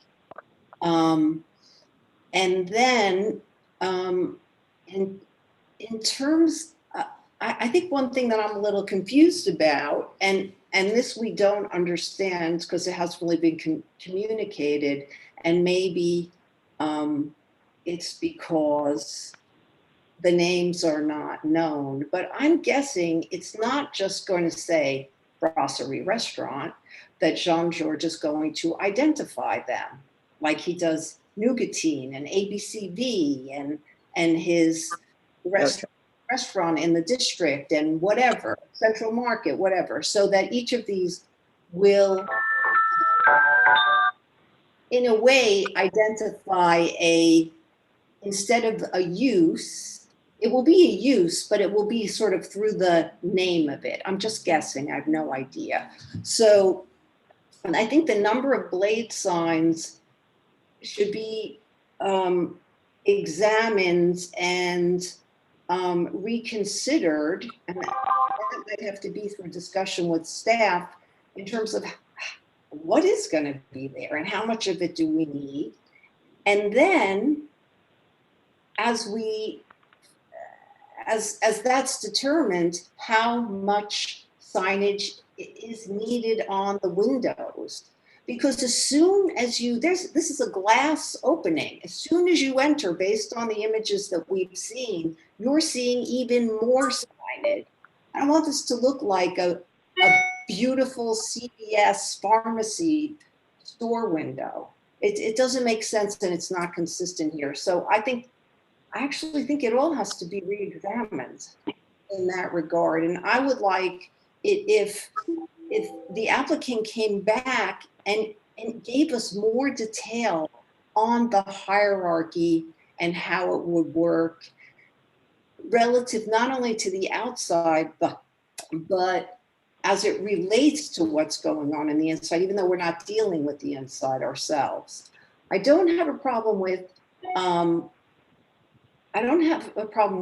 lighting the signs on the building. I just have a problem with the halo. I mean, we have approved in many situations signage that is behind the lettering, not lighting behind the lettering of signs, that not necessarily lighting that comes out around the lettering. So I would recommend that the applicant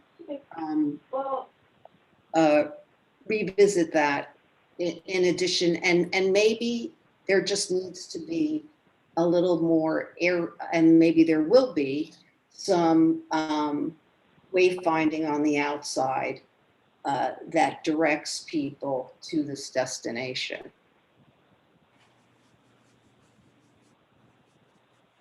Okay, thank you. And Commissioner Jefferson. This building, to me, is a building as a billboard. It's a three-dimensional billboard, and the location of it, the scene of it now has changed. So the brightness of the building is fine with me. I find there are too many signs, indeed, but the signs on the edges of the canopy are fine. I think the colors are, I mean, the way it was thought through is fine with me. I think the signs on on the canopy is fine. The only thing I would suggest, and perhaps too many signs, is the blade sign, because I think the blade signs are wonderful, but I think they should be at another elevation in terms of the three-dimensional, this volume. They should be on the second floor, because right now they're in conflict with all these issues and other signs. But I think they're going in the right direction. And even from across the street, because of the highway, you want to look across and see a beautiful long building with signage on it that invites you in, especially in the pedestrian level. So I'm comfortable with this. I think it needs some fine tuning, but I don't think it's too far off for my taste.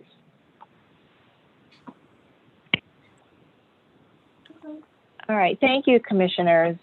This was, and thank you to the applicants for presenting this, detailed presentation, and commissioners for thinking about it so comprehensively. And, I think it's wonderful to see this potential use for the tin building and to see the tin building used again. So I think in many ways, this is very exciting, but we've heard a lot of comments today having to do with the cumulative amount of signage and some of the signage types and general approach. And so I think what you should do is we'll take no action, and you should work with the staff to sort of parse through those comments, get to sort of the common themes, and think about a proposed set of revisions that you can bring back to us in the near future. Okay? Thank you very much. Thank you, all. Sarah. Thank Okay. you, everyone. Thank you.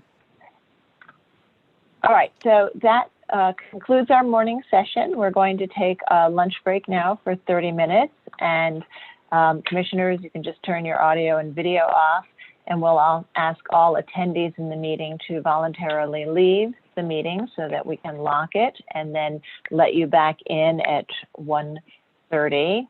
And if you don't leave voluntarily, you'll have technical difficulties getting back in. So that's why we're asking you to just leave and rejoin the meeting at 1:30.